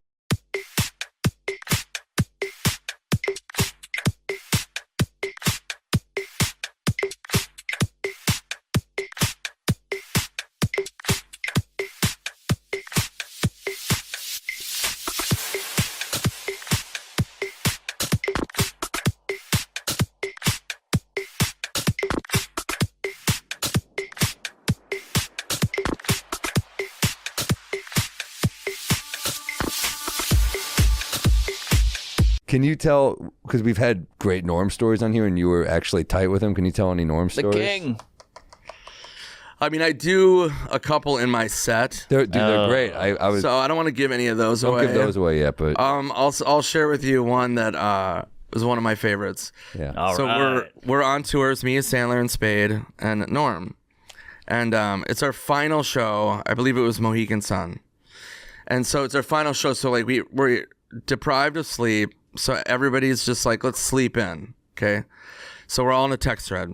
So we all sleep in and we're, wake up. And so Norm was on the thread at 6 a.m. on the thread with everybody. And he goes, hey, I'm getting breakfast. Anybody want to have breakfast? And radio silence. Everyone's sleeping. I wake up at about 9 a.m. and I go, hey, does anybody want to get breakfast? And people are like, yeah, I'm down, blah, blah, blah, blah, blah. So we go down to the lobby, and Norm's walking up, and he goes, what are you doing? And I'm like, we're going to go get breakfast. He goes, yeah, that was my idea. And I go, what do you mean? He goes, yeah, no, as I had said, you guys want to get breakfast, and nobody said anything. And I go, yeah, we're all sleeping. Adam's like, yeah, we're sleeping. And he goes, yeah, then Swartzen, he fucking goes, hey, you want to get breakfast? Now everybody wants to get breakfast. So he took my idea. I go, I didn't fucking create breakfast. And he goes, yeah, I know, but I thought of it first. My idea. He goes, they don't even have breakfast here. And we're at a casino, and we're like, they don't have breakfast. They always have breakfast. And then he goes, no, I've been walking around trying to find it. And then we go to the concierge, and we're like, do you guys have breakfast? She's like, yeah, there's like 3 diners. Like in there, there's one like blah, blah, blah. And he goes, what? What are you talking about? You're walking around. You have breakfast. It was like the most insane. Yeah. And that was the thing about Norm is like, you just never, I was always like, what are you talking about? Yeah. It's just like. Did he know he was being funny? I don't know. That's what's the genius of it. Well, that was the genius of it, but it was like, I was one of his good friends. So it was just like, I didn't steal your idea for breakfast. It's like so insane. Yeah, Swarton stole it. Yeah. I thought of it. It's like, and it was so funny. Like, I still have screenshots of like the threads of all of us. Yeah. Because it was like, Norm would just, it was so bizarre. I remember one time we were going down to Florida. We had a whole run of shows in Florida, like 4 sold out amphitheater, amazing shows. So we're on the St. Augustine, right? Yeah, that's a beautiful. It's the best show I'll talk about that in a second. Yeah. It's the best show I've ever seen in my life. But so we're on a thread. So Norm is going to meet us from California and Florida. So 2 days before, we're like, all right, Florida, Orlando, blah, blah, blah, excited, fired up. Yeah, see you guys there. So we get into Orlando. We're all at the hotel. We're like, okay, Norm, you here yet? He goes, what? Where? And we're like, we're in Florida, we're in Orlando. Like, are you here? And he goes, Orlando? What are you talking about? What do you mean? We're like, we have a show tonight. Yeah. And he goes, what? Yeah. Who said that? I didn't know that. And I literally screenshotted it 2 days before Norm going, can't wait to see you in Florida. And I go, you fucking said. And he goes, oh, yeah, no. Yeah, shit, I have the flu. And we're like, what do you mean you have the flu? He goes, oh, yeah, the flu. And we're like, why don't you say you have the flu? And he goes, yeah, I forgot. And we're like, what the fuck? Yeah. So he missed the whole Florida run. Wow. He just didn't tell anybody his name's built on this thing too? Well, sometimes he was, sometimes he was. Like, we were the main 4, me and Spade and Strainer and Adam. So Norm, they would be like a rotating, like Nealon, Tim Meadows, Norm, stuff like that. Yeah. But yeah, it was just like you just said. That's hilarious. So it was What so a nut. Were you ever nervous being the new guy? Because all those guys have known each other forever. No, I came in hot. I just started slapping genitals. Yeah. Well, I had worked with Adam for so long, and those guys all became really close. So when we went on tour, it was just, it was. I never felt like the new guy. It was just like my buddies. I've heard you got a jump shot too. Ooh. I did before I went blind. I literally that was in Key West too. I have glasses now because I can't fucking see shit. I've had multiple people tell me. I remember Godfrey once was like, Swartzen's got a J, dude. Dude, I used to, I was a shooting guard. Yeah, I couldn't run point, but I was like very like Reddick. That was my idol, who's became a friend, JJ Reddick. Can I ask one more Norm question? He's my favorite. Okay. Did he do well on the shows? Because I've only seen him live twice, and one night he fucking annihilated. It was like the roof came off, and then one night he bombed silence for like 45 minutes. It's kind of like whatever he wanted. Like he could murder, or if he just wasn't in the mood, he would just go off on like some kind of whatever he wanted to do. Yeah. But he did say one of my favorite things ever. I did a festival in San Diego, and I headlined Friday, Norm headlined Saturday, and I stayed and hung out with Norm, and we're backstage, and right next to him, he's about to go on, Kirk Fox's opener, it was really funny, is about to introduce, he's in the process of introducing him. He goes, you're a headliner, blah, blah, blah, and Norm just turns to me and he just goes, the only thing I'm good at, I hate. And they're like, Norm MacDonald, and he went on stage. Jesus, that's dark. No, it was perfect, because it's like sometimes comedians are just like, sometimes, I don't know, you're just like, feel fucking dark. Sometimes you don't feel like it, but yeah, I mean, do you think he didn't like doing stand-up? No, he loved it. It's just kind of just a self-loathing, like, yeah. Maybe he just wasn't in the mood. It was a music festival. Oh, yeah. So, you know what I mean? I'm sure he was just like, this could go either way. Yeah. I used to open for Louis, and he would always pace in the green room and be like, I don't feel funny today. I don't feel funny. I don't have it. I've gone. I'm not funny anymore. And then he would go up and murder. Yeah. I think before a show, you just get that weird... get in your head. I'm like a legit insane person before I go on stage. I don't know if you're like this. I get really tired Like, I get a weird fatigue where I'm just like, ugh. And then people are like, are you okay? And I'm like, yeah, I just have to get out there. And then once I'm out there, I fucking love it. It's the best. And, but I remember Dana Carvey was saying that to me. We were doing a gig at Laugh Factory in Hollywood, and it was Kevin Nealon's new material night. Mm-hmm.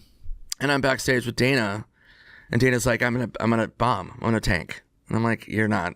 And he's like, no. I don't have anything. And blah, blah, blah. And I'm like, no, it's a new material night. And he's like, no. I'm gonna bomb. I'm gonna bomb. And I'm like, all right, whatever, dude. And he just went out and fucking murdered Dana Carvey. It's like, exactly. Literally, he's the most charismatic, naturally hilarious human being that's ever created. Yeah. Much like a Richard Gere. Yeah. But no, he's amazing. It's funny when people say stuff like that. Now, was Norm I mean, I know he's a brilliant comedian, blah, blah, but was he ever... one question. Was he ever brutal to hang out with? What do you mean? Like, was it ever hard? What? Abusive? No, it just means it was just like a hard hang. Was it annoying sometimes? Shut up, Sam. You know, like... I'm trying to fucking defend Mark. Well, like... Stupid question. He's got that... Oh, he's trying to, like... No, I appreciate it. Be easy on my man. No, man. you can... Hey, you're in our cave, man. What are you doing here, Nick? What are you doing here? You know, like he couldn't drive, so you had to go pick him up, or he has that great story where his assistant was like, Norm, you're not gonna believe this. I got a hooker last night, and she snorted coke off my dick. Don't tell anybody, please. And Norm's like, yeah, of course, I got you. And then the UPS guy walked in. He goes, this guy got his dick coke snort by a hooker. And the guy was like, what are you doing? You know, but that's Norm. Yeah, I mean, it was always just interesting. I mean, there's a story I've told before. I'll just tell it quickly. But, please. But it's the one of where I called him to watch a baseball game. So do you know this story or no? So I call him. It's noon. There's a triple header on. Mm-hmm. So I go to the bar, have a couple beers, and then Norm's like, hey, what are you doing? And I go, I'm at the bar. I go, I just got here. Have had a couple beers. Want to meet me and watch games? And he goes, yeah. Can you pick me up? And I go, no, I've already had drinks. I don't want to drink and drive. I go, you live a mile away. Just call a cab. It's before Uber. And he goes, all right, yeah, see you there. So I'm like, okay. So I'm drinking at the bar, watch one whole game, no Norm. Another whole game, no Norm. Text him, nothing, no reply. This is what, 6 hours now? 6 hours. So now I'm like, solid buzz. Thank you, Mark. Mm-hmm. So then third game, no Norm. Huh. So it's 9 o'clock at night. Now I'm like fucking drunk as shit. And I'm leaving the bar and he's walking in. And he goes, where are you going? And I go, what do you mean? Where the fuck have you been? Yeah. I watched all 3 games. I'm like in a blackout. I can't walk. And he goes, so you're leaving? And I go, yeah, I can't see. This is what I'm talking about. And he goes, yeah, and this is the best part. This is so Norm. I go, where the fuck have you been? And he goes, I had to do laundry. For 9 hours. For 9 hours. I go, 9 hours to run an orphanage? What the fuck are you doing, man? You wear the same thing. You wear sweatpants. Right. He goes, yeah. So I stayed and had like one more beer. But it was just like... That would drive me crazy. Of course. That's what I'm talking about. But I mean, that's why like you just never... You would never like fully invest. Right. But he was great though. He was really competitive one time. He goes, hey, you ever play ping pong? And I go, yeah, I grew up playing ping pong at a ping pong table. And he goes, no way, I play ping pong. I'm really good. And I go, I bet you I beat you. And he goes, no, I bet you won't. And I go, okay. He goes, I got a new ping pong table. So I go over to his place, and we're playing ping pong, and I annihilate him, like in front of Lori and his son, and it's just, and he's fucking livid, and I'm just smoking, and he's like, what the fuck? What are you, fucking half Asian? What's going on here? What are you doing? And I'm like, I grew up playing ping pong. I'm like really, really, really good. And he's like, I play again. And so I just kept beating him. And then I felt bad. It was kind of like I would let up a little bit. Yeah. And he could tell, and he would make it more mad. He's like, nah, fuck you. And he was so mad. Oh, that's so like there was a funny competitive side to him. God, could you imagine him trying to have a girlfriend or anything like that? Showing up 9 hours late to stuff? It's insane. No. Or not be able to drive.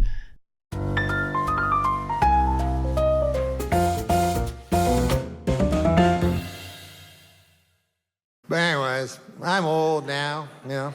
I was young. Now I'm old. Yep. I learned some things in school. But now that I'm old, things scare me, you know, and I think it's the media does it. Like, they go, North Korea, you know, and I don't know, it kind of scares. It doesn't scare me that much, but it's supposed to scare you. But, like, are you really scared? Have you ever woken up, go, ah, and your wife's like, what's the matter, honey? North Korea.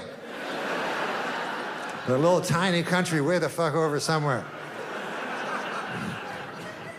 I'm scared, honey, I'm scared.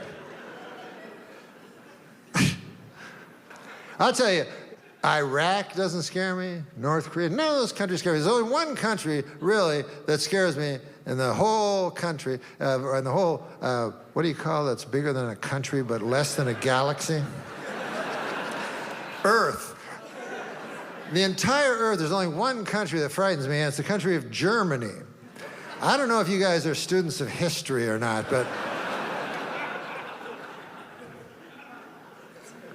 for those of you who aren't, Germany, in the previous century, of the early part, they decided to go to war. And who did they choose to go to war with? The world.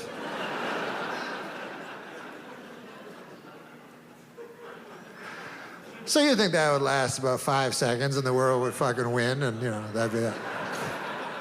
But it was actually close.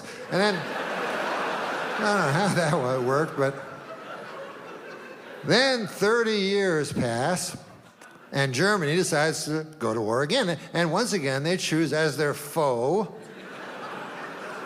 the world. And now, this time they really almost win. So at this point, you would think the world would go, okay, Germany, you're fucking not a country anymore, all right? The fuck? You're not a country because you keep going to war with the world. And no one does. What do you think you are, Mars? Think you're Mars or something?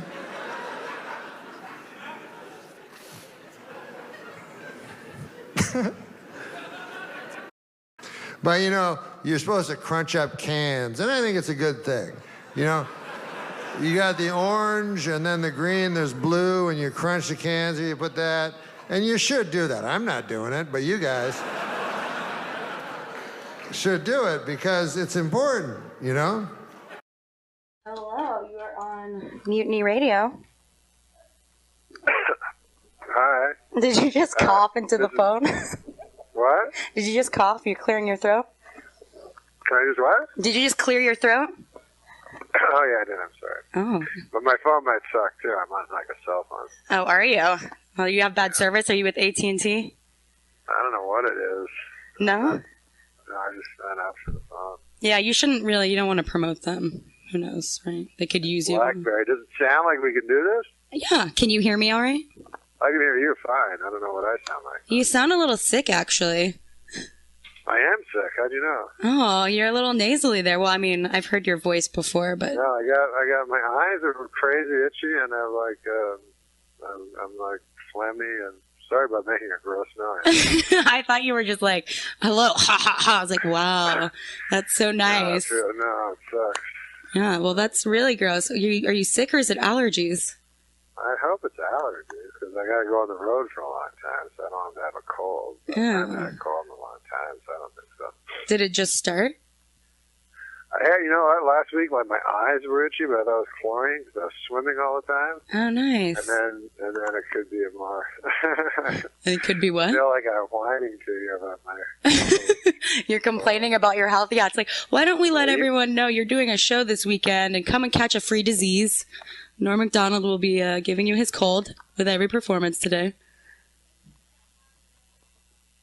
Was that too much? Hello? I didn't hear that. What? Oh, I said everyone can come and check you out and get a free cold from you. Oh, yes, I'll give them a cold. Yeah, that's nice of you. I'll give them A piece of Norm with every performance. yes, exactly. So are you going to stay in bed today or are you going to try to go out and see the city? I want to I take NyQuil. I took NyQuil last night. Ooh, you slept like a baby? I take NyQuil. Yeah, because I don't drink, so like NyQuil's like really powerful on me. Like, Oh. I feel like all woozy, and then I wake up all like weird. Like what happened to you? Yeah, that's exciting. I'm not like a huge. I don't have a high tolerance for anything. Oh. Or do you straight edge? Is that, the term kids use, right? Straight edge? No, I don't know what that means. What horrible thing is that? It means that you don't do any drugs or you don't drink or anything. You're sober. Oh, straight edge? Oh, that's cool. Is that a term of derision, though, or do people admire them? They like it. I mean, the straight edge kids like it, but I think the party kids kind of tease them for it. But is it the idea that straight edge is the new cool? Or I think the Dare people probably want it to be the new cool, but I think it just is like the D&D crowd are probably the ones that get the most credit for it. Well, nerdy people are cool now. Did you know that? It is, yeah, all the geek stuff. Would you consider yourself a nerd? No. I think they should, because nerds are getting all the women now. You know what I mean? They should have like a revenge of the jocks. Jocks can't get any ladies because, That would almost be entertaining. Yeah, the jocks are just left with like gnarly girls, but the nerds have all those classy, beautiful girls. Yeah. So. Well, I did just have a friend inform me that less attractive women actually do more things in the bedroom. They do what? They do more things in the bedroom, like they put out more. They do more stops. I'm getting a nod from someone in the cafe. Is this true? Would you agree? Well, I would say that in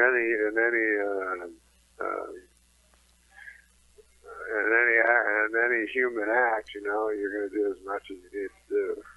But they're saying it's like an evolutionary thing. Like the less attractive women need to try to keep their men, so they're putting out more stops or something. Well, yeah, it's not evolutionary. It's the same as now. You have to look at evolutionary. You're like, I better, I'm so awful looking. I better be the best person in bed that I possibly can. They're highly incentivized. Mm-hmm. Maybe them and the jocks can get together. They seem like two future unrepresented or unloved groups. Whereas beautiful women, they go, that's enough that I show up and you can lie down on top of me. That's what I've heard, yeah. It's just the dead fish syndrome. But I think that works with guys, too. I think really attractive men don't really have to work for it so they can just do what they want. What do you think? I guess that's true. Do you work for it, Norm, or you just normal, you don't care? You're attractive? Me, I find sex kind of a boring, repetitive kind of thing. I liked it in my youth when I was a boy, about 47. Oh, I see. So you're over it now. That's all right, You're no Hugh Hefner? You're not I out used to think, to me, it's funny, like, people go, man, that guy's the coolest. I think he looks like an idiot. Like, I wouldn't want to be a 100-year-old man walking around with 7 young, beautiful girls. I feel like an idiot, like they were playing me for a sap. Yeah. Exactly. Like, how can you not see them? They're so creepy. It's just like the age difference. It's not weird when she's 7, or it's weird when she's 7 and you're, 30, but when you're 70 and she's 20, it's okay. Yeah, that's a good point. Never thought of that. Yeah, you're right. Well, you're doing a show this weekend. Unfortunately, I was going to pretend to let you know that I was ovulating, so I was gonna, let you know it's a good thing you're not here because I'm more attractive to you. You just can't resist it. But you're telling me you're not even attracted to anything right now. So that's a bummer on my part. I'm ovulating. Women a week before their period, they ovulate, so they give out more hormones. Our breasts get a little bit larger. Oh, yeah. And men, unintentionally, you get more attracted to us. You can't really fight it. So I was just going to be like, you can't resist me right now. I'm ovulating. Get a whiff of what I'm, giving you. But you're telling me you don't even care. Well, one thing I'm telling you is I hate knowing all that stuff. Like, about women's things and stuff. I go, can't that be mysterious? Never, tell me. There's still things I don't know. Like, people bring it up. You go, no, don't you understand? And every month I'm like, no, it's cool, whatever. But you just don't want to know. Because, I have a vague understanding, sort of, that, the less I know, the more I enjoy it. I see. So I understand you're... Not thinking of it in a biological way. Helps me. You would just prefer... I'm sorry, you just got joined. We have our other co-host. Meat Hook. Norm, we hung out last night. You're a badass. thanks. Did you hang out with him last night? Yeah, he was awesome. Let's talk about the show last night. It was awesome. He just, the show was fun, man. dude, it was rad. And you Like started, on Thursdays, I just I do a lot of stuff. I just talk a lot and see what comes up. it was awesome. He just kept, like, he was fucking with the people's heads at the end, and he just like went on for an extra hour or so. Are you serious? Yeah, it was pretty amazing. We did a couple hours last night.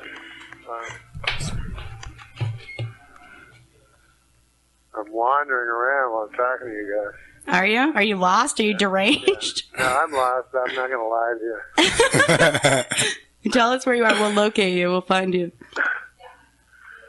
I don't know. Larkin and Larkin?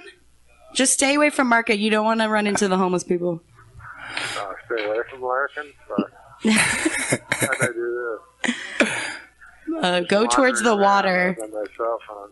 The homeless people don't like to bathe, so as long as you stay near the water, you'll be fine. Water? Yeah. They fear cleanliness.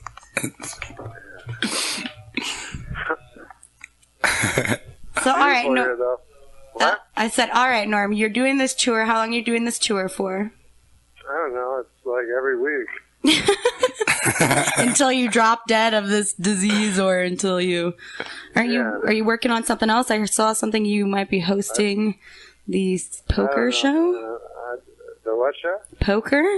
You doing something? I did that. I don't know. Well, poker right now is like there's a lot of issues with online poker, so I don't know how. I know my mom. I think poker's going to do because it's all a big thing now. Yeah, my mom actually met you once. She's a semi-pro poker player. You bought her glasses. She's a semi-pro poker player? She is, yeah. She's retired right now, or she's on a leave because she's taking care of my sister's baby. She's playing a grandma role, but yeah. That's pretty cool. Isn't it fun? I know. Well, you play poker. You enjoy it. A little bit, yeah. I enjoy it. You play? I actually have played a couple times. I went with her once to a tournament, but I don't, I watch it more than I play it. I'm a voyeur. What can I say? I got you. I see a boat from where I am now. You see a what? I see a boat from where I am. Oh, then you're safe. The homeless people will stay away. I'm going to ask someone a question, okay? Hold on. So you hung out with him last night? Norm's awesome. Yeah, he was at the bar. We went and saw his show last night. What are you... Maybe that one? Is that the cannery? It's the cannery. That's what Oh, you're by the piers over there. I'm getting it. Watch out for the peer pressure.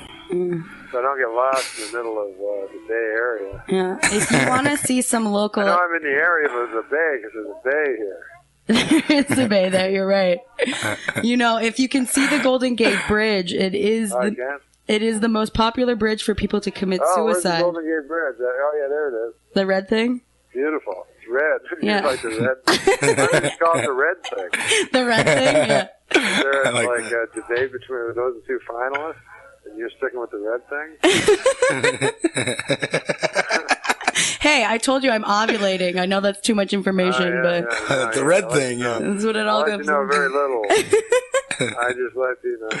Well, I was going to tell you that the Golden Gate Bridge, the red thing, is the most popular bridge for people to jump off of and commit suicide. So you could do some, yeah. They have a book, Suicide Note, Suicide Notes, something like that. It was just all there's 500. People were jumping off just to be the 300th and shit, toothaches. Oh, you talking about the movie? Oh no, there's its actuality. They took all the suicide notes from the Golden Gate Bridge, suicide, and put them in a book. I saw a documentary where it was just people that survived. Oh yeah, I saw that too. I know what you're talking about. That's hilarious. And you know what they all had in common? They all have what? They all had in common that did it. Oh. They all regretted it moments after. Before they hit the... Everyone. They have to see everyone that died did too. They should do a documentary on that. You know what I think is also interesting? I looked into I know this, we're still promoting your show, but I looked into being a suicide hotline worker, to try to talk people out of it. I did.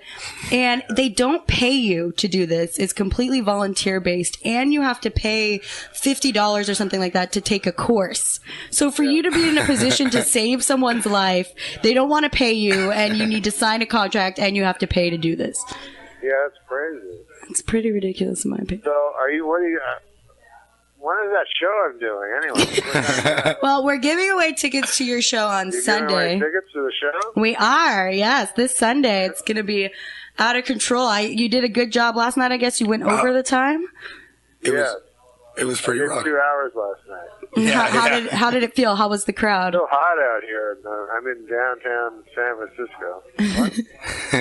And I mean, did you enjoy the crowd? Everything? It was good. Yeah, everything was good. It was fun. Are you going to try to do any sightseeing today or anything like that? No, I'm not going to see any sights. I'm tired. Yeah, trying I to had to avoid get it. up early. Get But some emergency. I gotta drink NyQuil and stuff. Drink like Dayquil. You want Dayquil for the daytime. NyQuil, that's true. Yeah. Yeah. And so you're doing the show all weekend long. You're going to be spreading your disease through Friday, Sunday. Saturday, Sunday. Who's opening for you? Do you know? Larry Bubbles Brown. Yeah. A veteran of the Bay Area, the area around the Bay. Crazy Legs. Wasn't that from what was the movie Crazy Legs? Isn't that his name? I have no idea. Skinny Legs. Crazy Legs. Yeah, All right, moving on. I do also know that your birthday is coming up. I think it's on Monday, right? Oh, are you still? Hello? Yes. Hello? Is your birthday coming up on Monday, right? I lost it. Oh, no. Did you lose it? Did you not hear me? Check. Norm? Hello? Hey, Hello? can you hear us? Don't stay away from the bridge. Don't go in the water. Don't go overboard. Avoid the seals. They bite. Oh, no. Can you hear us? I think we lost I him. think we lost.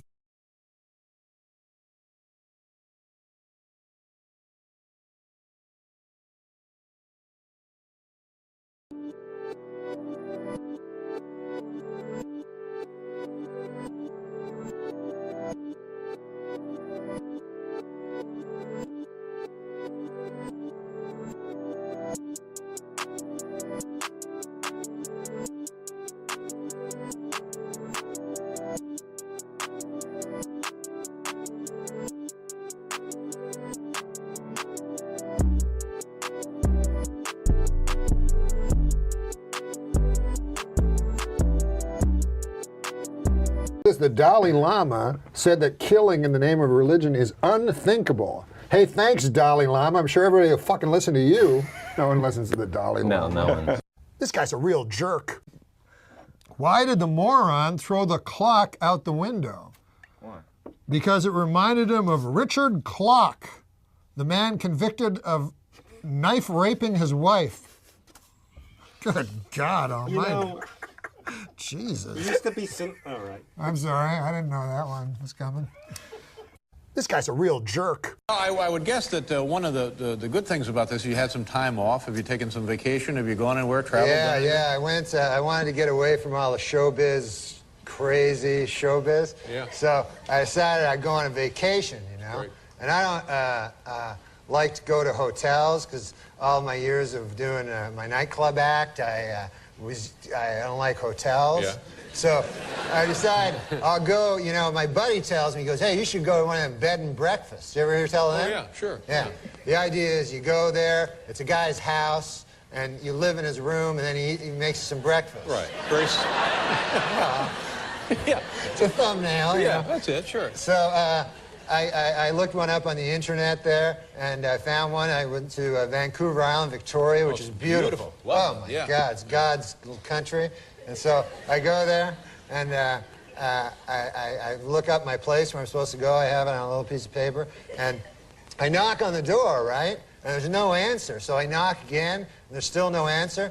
So finally, I look like in the window there, and there's an old man sleeping on a couch, you know? Yeah. So I banging on the door, ringing the doorbell, you know? So finally I hear like, hey, keep your pants on there, you know, from the inside. And he comes to the door, old guy, you know, but I'd say 80, 85 years old. Old Harold Delaney was his name. Harold Delaney? Yeah, nice enough gentleman, you know? And so I get in there, and I says, well, I better go to sleep. There's no one else there, you know?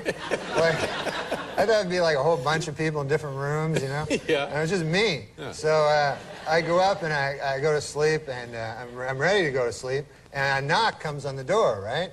A knock on my bedroom door. Right. So I figure, uh-oh, old Harold Delaney wants to have sex with me there. You know?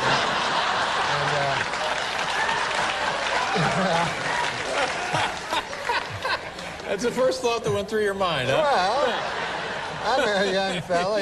These days, anything not a goes. bad-looking guy? Sure, yeah. I'm not a... Traveling alone? Why sure. not? And, of course, I didn't come to Victoria to have sex with old Harold Delaney. You know? I came to do some sightseeing. Of course. Yeah. So, then I hear him, he goes, well, you ought to play some Scrabble.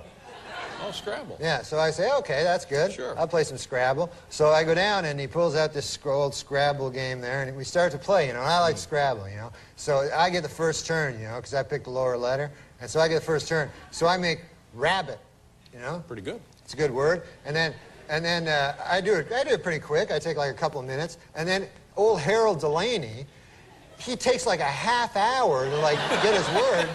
And the whole time he's not talking, he's not telling me old stories, because I like hearing old stories, you know. And instead, it was like for a half hour, it was just Harold Delaney going.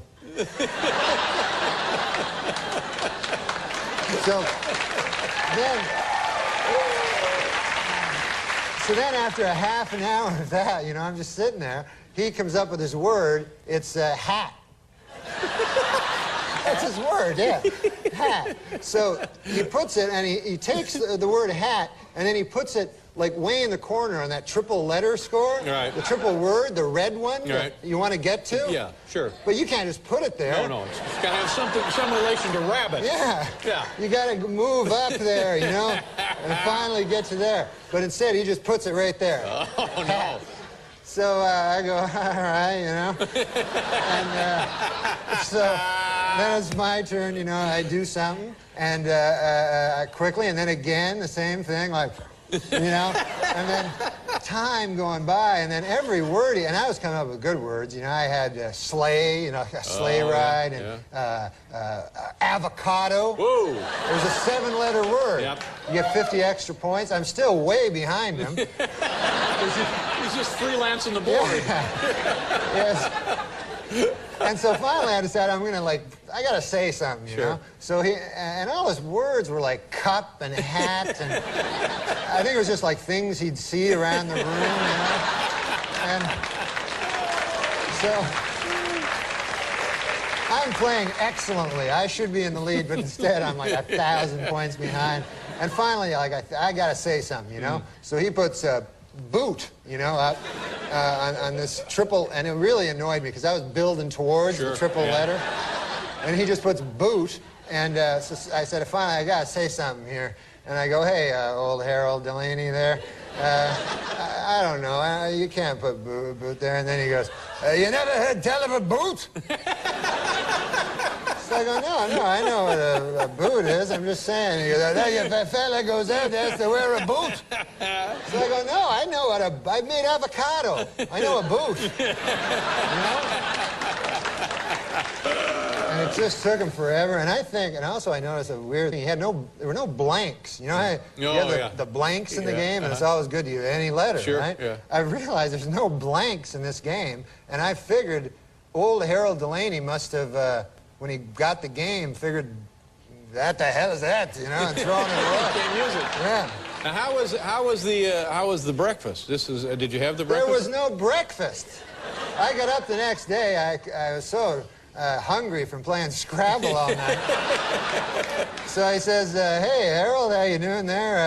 How about some breakfast? And he goes, I've never been much for breakfast. So I go, oh, all right. So I go, I guess I'll go down to McDonald's and pick up some breakfast or something, Harold. And he goes, can you get me an egg McMuffin? It was crazy. You know the funniest part of doing an office conga line? When you look back and realize you're doing it alone and you're not in an office, you're in a psychiatric hospital. I know the Bible says not to covet thy neighbor's wife. Right. But it doesn't say a damn thing about coveting thy neighbor's husband, especially a sweet, hot fucking asshole. Now listen, man, I like the news. You guys like the news? I always watch the news, and I'll tell you something about the news. I don't understand it. But for some reason I watch it. I don't even know why, but I think I'm supposed to or something. So I'll watch it, and then the guy will come on and he'll go, anyways, today the deficit. And then I'll go, I've heard that word. And the guy goes, today the Dow Jones NASDAQ Composite Index is down. And then I go, that's not good. Down. Up. I like when it's up. That's my opinion on the...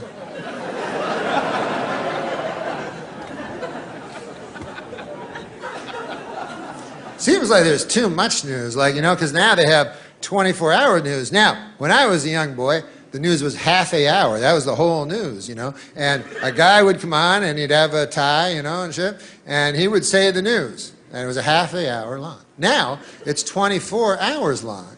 Now, it turns out that back in the old days when it was only half an hour, they had it about right. That's about all the news there is.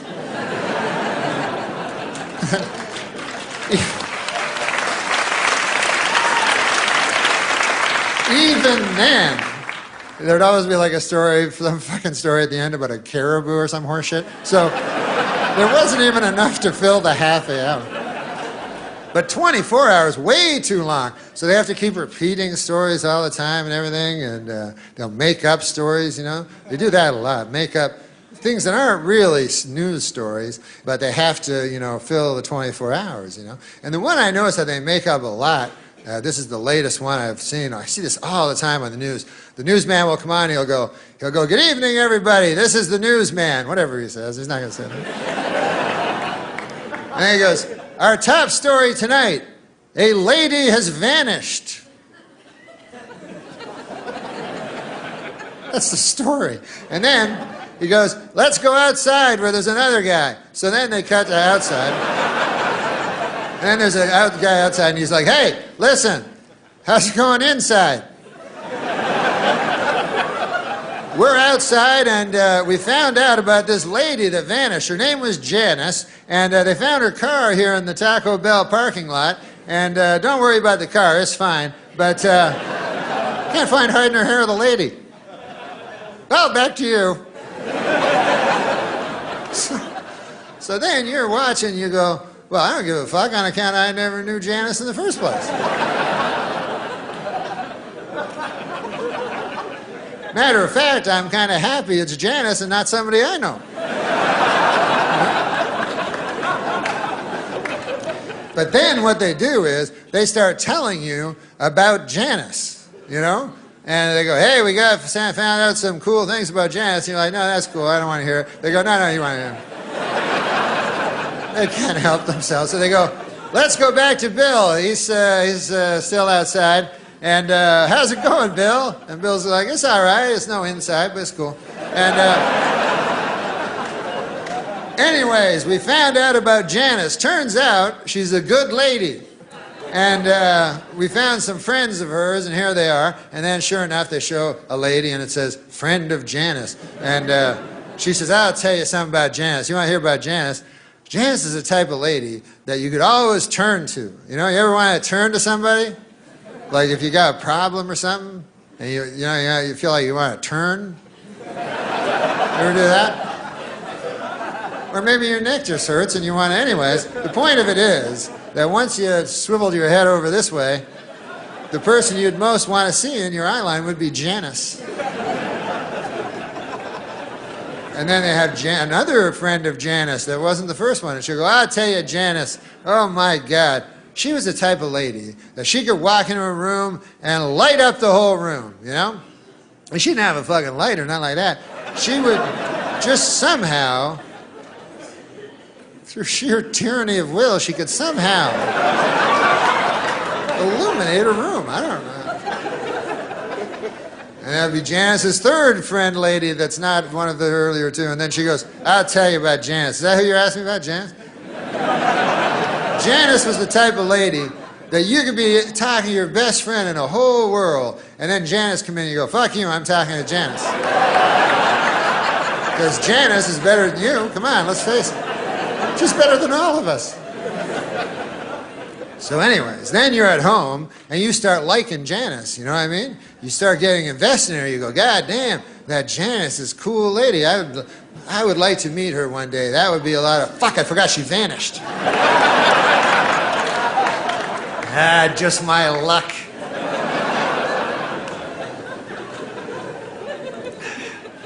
they'll find her. Then you get hope. That's not good. I don't give a fuck what Obama says. Hope is never good. Don't try it. It never works out. So you go, oh man, they'll find Janice. They're putting pictures up of her on telephone poles. I think that had worked once. And then the news keeps showing you more things about Janice, you know? And they'll show you like the home videos of her. You're like, God damn, look at that. She's eating a pizza. I like her hair like that. They'll find her. And then you become obsessed with Janice. It's all you can think of, you know? You're at work, fucking just can't wait to get home, agonizing over Janice, you know, thinking about her with eating pizza and shit. And then you go home, and your nights are just fevered dreams of, you know, Janice and bangs and shit like that. And all you can do is turn on the TV and hope, and you know, and then one day, you know, they go, hey, more news on Janice. Here's the Bill. He's still outside, and then Bill is like outside, and he's like, here we are. Where, as you can see behind me, they are scouring the woods. They're still searching for Janice, you know. And then you go, oh fuck, not the woods. You know, that's not. Nothing good ever happens in the woods. I've seen enough of these fucking stories to know that Janice ain't coming bounding out of the woods anytime soon. That's it. It's like, hey, what's going on, everybody? I'm just taking a stroll through the woods. What are you taking my picture for? I just take a stroll through the scraggly woods. Now, if they find you in the woods, they always find you in the same place. Every time, they will find you in a shallow grave.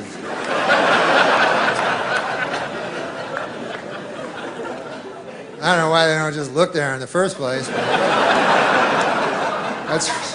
I was the police chief, I'd go, listen, I want every shallow grave in the vicinity checked out. I want to clear up this case by Tuesday on account of I'm running for DA or whatever. But doesn't shallow grave seem a mite rash? You know, like these serial killers are supposed to be so shrewd and cunning and everything, you know? At least according to the TV movies I've seen. And but then when it comes time for the grave, they get a little hasty, you know? Like, there you go, 3 twigs and a leaf. That ought to do it. That doesn't look like Janice anymore. I don't recall Janice ever wearing 3 leaves and a twig. Oh well. Guess I'll go home and await the authorities now. You gotta prepare these things, you know? You gotta be a little smarter than that. You know, what I would do, and I would never, ever kill a lady in cold blood.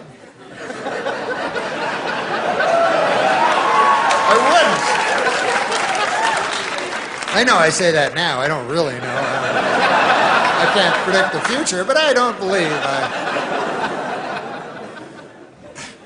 I know there's no river long enough doesn't contain a bend, but I believe that right now, and it might just be vanity, I don't think I would kill a woman in cold blood. But if I did, I would plan it out very carefully, you know, because there's a lot at stake. You know, you think about it, you probably, you know, probably lose your job. I don't know what happens. That's a blemish on the old CV, you know?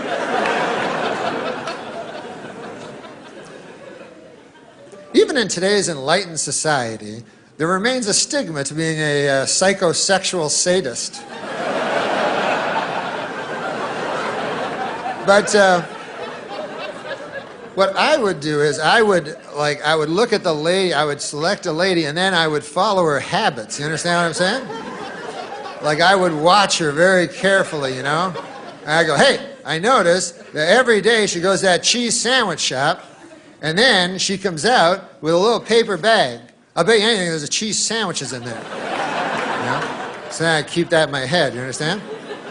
Then I'd say, hey, I notice every Wednesday evening she goes with her other lady friends and they go down to the YWCA and they play basketball with each other, which is fine nowadays, you know? So what I would do is on Wednesday I would go down to the YWCA and what would I be holding in my right hand in the parking lot but a cheese sandwich. So then she would eventually come out of the YWCA, you know, all sweaty with her, you know, her ridiculous three-colored ball and everything there, you know, and I'd be standing there. And then she'd go, hey, what's in your right hand? And I'd go, nothing. I'd be coy, you know, and she'd go, there's something in your right hand. I go, listen, lady, who knows more about what's in their right hand? You or me? I believe, oh, this. Now, this is just a cheese sandwich. Why, you like them or something? I got a whole fucking van full of them over there. Right over there. Yeah, that craziest looking fucking van you ever saw? That's filled with cheese sandwiches.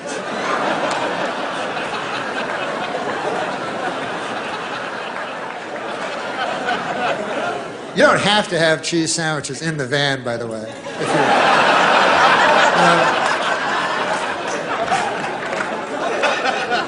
unless you want to be known for your detailed work, it's not really necessary. Then I would get the lady in the van and I would drive her to a remote area, an area most known for its remoteness. That's what I would look for. And anyways, I'd take her to the remote area where I'd constructed a shed. And then I would get her in there and I would do that thing that makes me feel like God. And then her screams would just bounce off the walls and echo out into nowhere and never touch the ear of civilized man again. And then I would take her body to the woods and bury her in a very, very, very deep grave. This guy's a real jerk. O.J. Simpson's new fitness video was released this week, and hitting the shelves next week, Simpson's newest video, Dorf on Stalking.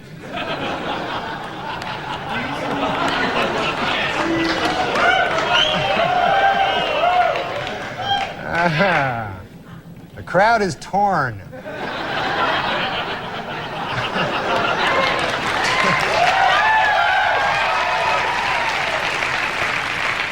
Liza Minnelli has gotten word she'll have to have a hip replacement operation.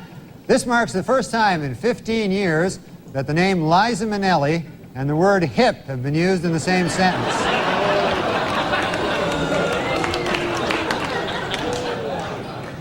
Well, let's get to O.J. O.J. Simpson's lawyers say they don't want the families of Nicole Brown and Ronald Goldman in the courtroom during the trial.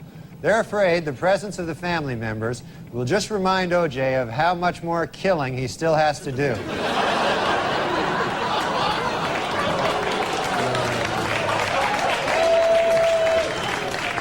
And finally, the Oscar nominations were announced this week, and Tom Hanks and Jodie Foster are in a heated competition in the Academy's controversial new category, Best Retard.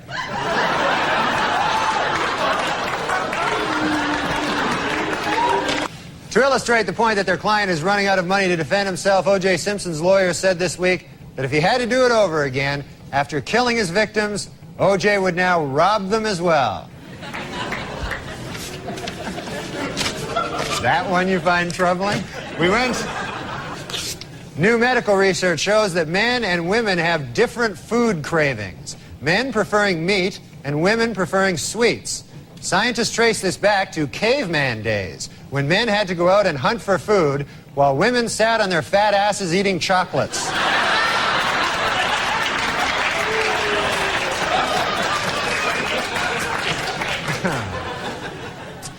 This was Colin Ferguson's first week in prison. Ferguson has reportedly dismissed his cellmate, and from now on he will be acting as his own bitch.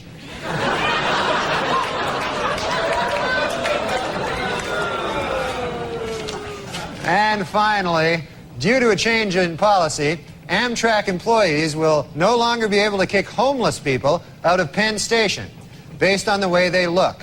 From now on, they will have to go solely on urine stench. This is our top story tonight this week in the O.J. Simpson trial.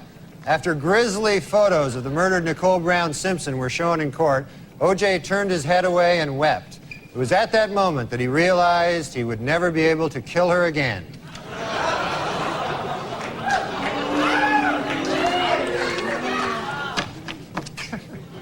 Actor Charlie Sheen is reportedly engaged to model Donna Peel. Friends of Sheen say they knew Sheen was serious when he took Donna home to meet the hookers.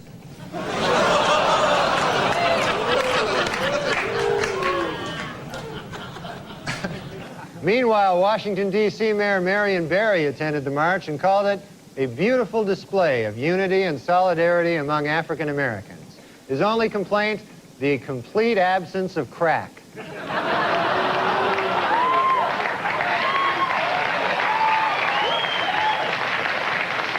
In publishing news, Magic Johnson has received a $5 million advance from Random House for his new book entitled What You Can Do to Avoid AIDS.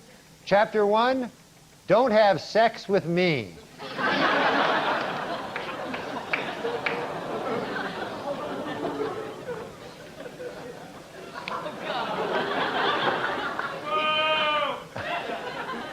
Officials at the Philadelphia Zoo report they have actually been able to preserve sperm from an endangered one-horned rhinoceros. The sperm will remain frozen at the zoo until Michael Jackson comes by with a check and picks it up.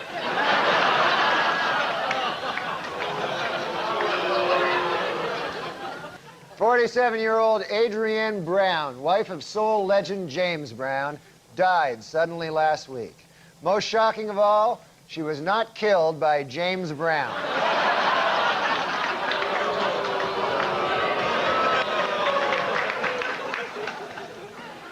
Finally, some good news. According to her doctor, legendary actress Katharine Hepburn is recovering nicely from her recent illness, and they have even upgraded her condition to decrepit. So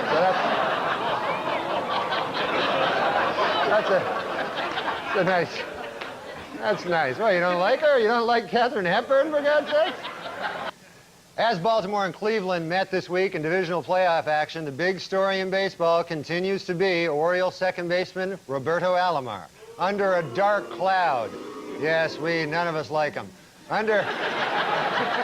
Well, according to a new Entertainment Weekly poll, 72% of their readers say they would not be offended if a TV show lead character were gay. Though that figure shrinks to 1% when these same readers are reminded that being gay can involve anal sex.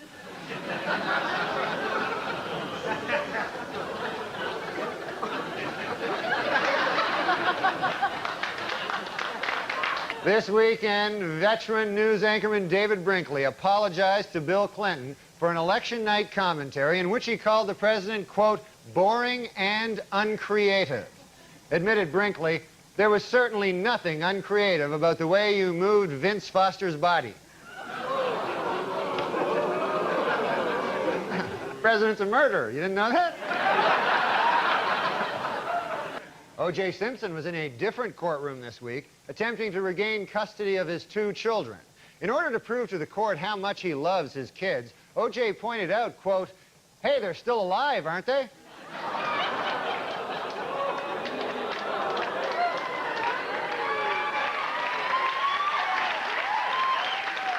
According to O.J. Simpson's niece, Terry Baker, when O.J.'s mother, Eunice Simpson, first heard about the slaying of Nicole Brown, she exclaimed, he did it. Reached for comment, O.J. said, my mom was just guessing. I hadn't even told her yet.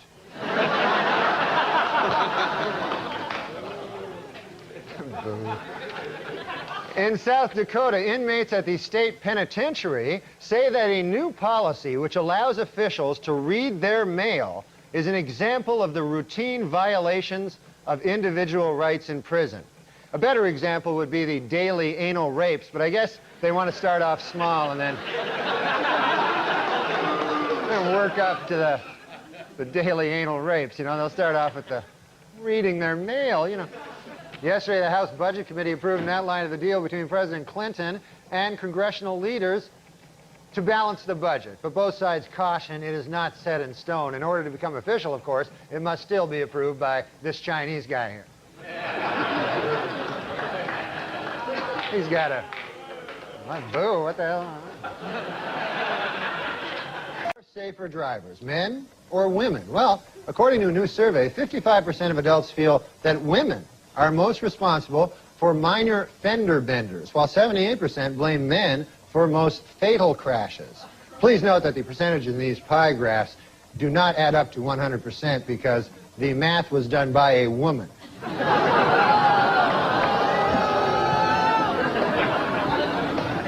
For those of you hissing at that joke, it should be noted that that joke was written by a woman. So now you don't know what the hell to do. No, I'm just kidding. We don't hire women. That Madonna's baby thing. Oh, yeah, yeah. Oh, yeah. funny. Oh, you know, thanks. it's, I really have to give it to that guy that's the father, you know, Carlos... Leon. Carlos Leon? Or Carlos Leon, I forget which one. Because you got to have a lot of guts. That means he had sex with Madonna without a condom. Yeah. That's great. Michael Jackson. He said, I heard a quote where he said, he said, I don't care if my child is a boy or a girl, as long as it's a boy.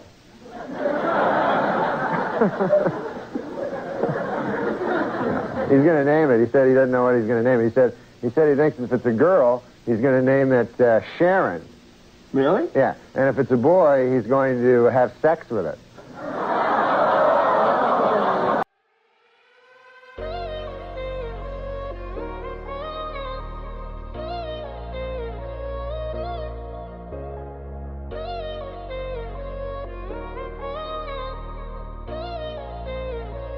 I haven't gotten funnier. The show has gotten really bad.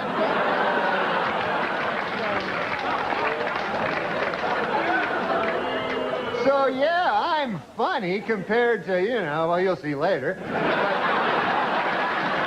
One time I did an impression of Letterman, right? And then I had to be on Letterman, like 3 weeks later. So when I was on, I was like, oh, fuck, how am I going to deal with this when he brings it up, like, that I did an impression of him, you know? And then these fucking guys that are so close to Letterman, they're like, well, he never saw it. He's not going to fucking talk about it. That's not fucking Dave. There's no way Dave's going to bring it up. Dave just doesn't fucking do that. He hasn't seen it. And I go, well, he phoned me, you know, and shit. And he's like, yeah, but we know Dave, you know. So I go, stupidly, I don't prepare anything. So then right at the end of the interview, he goes, so let's hear it. You know, I'm like, oh, fuck, shit. These motherfuckers didn't know Dave at all. Why would I think they would know Dave? Yeah. Right. Like, why wouldn't I just fucking have something prepared? So I have to do the impression, like fucking just searching my brain for the right thing to say, you know what I mean? Yeah, they have... Not prepared. I could have did it right. They imagine what he would do as opposed to really know what he would do. They think, oh, well, he would... But I should have gone with my own fucking idea because I would go, what else would he do? Well, I tell you that all the time. You don't listen to me. What the? Do you feel like you know Dave now? I mean, he loves you, right? I don't know him at all. I've never met him. He's invited me to dinners, but I never went. How come? Scared. Yeah, I get that. We were talking about it earlier. Like, I got invited by Carson for a private lunch with Carson. Tell me you didn't go? Didn't go. Because you know I used to do like a impression of Larry King doing News and Views from, he used to do News and Views, those little bulletin points in USA Today where you go like, if you see one movie, make it Mickey Blue Eyes, you know? So I did it like on SNL, you know, we did it with like, I just do crazy one-liners like, you know, yellow is a great color, but for my money, it's always going to be blue, or whatever. Just retarded stuff. But anyways, it turned out Carson when Carson would get USA Today and he'd go right to Larry King. This was before I did the impression, and he'd just phone his buddies up and he'd go, "Hey, listen to this retarded one." He said, like, for my money, you know, Ted Williams was A1, you know, and he'd say it to his friends, Carson, which was funny, you know, like phoning, and it's so funny that he would do that, you know. So, anyways, then he wanted to have lunch with me, so I didn't, like a retard. What do you do? How do you make up an excuse that doesn't make them feel like you're blowing them off? Well, he knows I'm not blowing off Johnny Carson. It's not like Johnny Carson. No, they might think phoning that. me. Like, if I was that big and I invited someone to lunch and they didn't go, I have to admit, here's what I would think. I'd think, oh, really? Like, yeah, like I'm David Letterman. I'm that big, but my name's Todd Glass. I know this seems cocky, maybe, but I think hold on. I don't think so if I invited someone to my house, they was on the show, a young comedian, I invite him to the house. I'm really trying to think, and then I'm that big. I have to keep thinking I'm that big, and then they don't show. I might sarcastically. Some other friends will go, really, Bing Bang doesn't, Bing Bang doesn't show up. What's he doing? I didn't, not show up. I didn't have like a. Oh, it seems like I'm making. I didn't have a lunch date. No. I get it. Like, I think if Johnny called him personally and said, "You want to go to?" You'd go. Of course. But yeah. I think it was like in passing. Hey, Norm. No, I got my management phone. He said Johnny Carson wants to have lunch with you, and I thought I was all thrilled. And then I was like, "Holy fuck! What am I going to like? I'll be all alone with them talking, and I won't have any stories. I can't go like." Anyways, one time, Chris Kattan. He doesn't see the cue card. I have no stories at all to tell Johnny Carson, So I go, fuck, this is going to be hard, like 2 hours just with Johnny Carson, like trying to interview him properly or whatever. And then I thought if I brought a buddy, it would be fun, but he can't, I can't just bring a buddy. If I could share it with somebody, but otherwise it would be very hard work. And by the way, but I regret not going. I should have gone. But also, as you're sitting there, I'm thinking my purpose of saying that wasn't thing. I wouldn't do the same thing. Like I could totally see being so nervous that if there's a third person, that makes it a tremendous amount easier. That third person, especially if it's a mutual. If you went with your buddy, you'd go see anybody. Yeah. So, but I for a second thinking what what's here's odd the is reason that- I think that he's not calling you.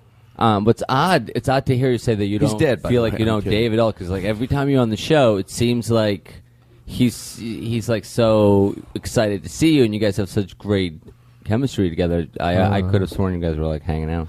No, I don't know David. I don't know David Letterman. I like to see when you could tell, and I think it usually, and then we'll move on to something else because I always say it's nice to get compliments, but if it makes you awkward to sit there and just receive them, but you can just put up with it for another second. But it's fun to see your friends when they're on a show like that where you can tell Dave appreciates that they bring their game, and that's fun. I see it with Spade a lot too. I feel like they both know. And same thing with you. I feel like that you came prepared to fucking. Well, it's fun because they have to fucking talk to all these actresses and all the time and shit like that. So it's a joy for them to hear somebody being funny and shit, and them not having to do all the fucking work of dragging a story out of the girl from Third In from the new show that got canceled. From the Badge. I'm trying to pick a show that doesn't exist because every show exists. I don't want to hit one person. Two women and a duck. Where's a cowbell when I need one? I was going to be Martin Short's friend for a while. We were in negotiations. Yeah, how'd that break down? I don't know. I met him. He was fucking funny, and he made me laugh, and he was laughing at me and shit. So I said, "Hey, we should be friends and stuff." And he said, "Yeah, well, let's be friends. You go to a cottage." And I was like, fuck, I'd have to go to a cottage, And then so it never caught on because the cottage was in my head and shit. What do you but mean still, I would cottage? like, that guy would be cool to fucking hang out with. I met him. That would be a good friend But for then you. going to a cottage, you understand? I don't want to go to a cottage. Yeah. Well, that's the problem All of with a you. sudden, you're going to a cottage on a plane. But that's the problem. Maybe I Norm, shouldn't have done this. Norm, What? that's the problem What's with that? you. So if someone suggests something right away, it's not Too guarded. I know what you're it's saying. not too. It's not cool enough for you. Where would They're you not go cool with Martin enough. Short? I think Martin Short says, "Let's go to a cottage No, I'm and not hang saying out." that. I'm Yeah. saying I think you're right when I said I'm too guarded. Yeah, I'm not you don't willing wanna to do things. You don't want to be trapped in a cottage with Martin Short. The No, I idea, would I love the that idea part. of being friends with Martin Short is fun. The idea of being in a cottage with Martin Short and then having the pressure to talk and to interact with one another. Yeah. I understand. I'm the Yeah. same way. Yeah. It wouldn't work out for you, Yeah. and it wouldn't work out for me either. But you go on that vacation. But maybe in with, another lifetime. Yeah.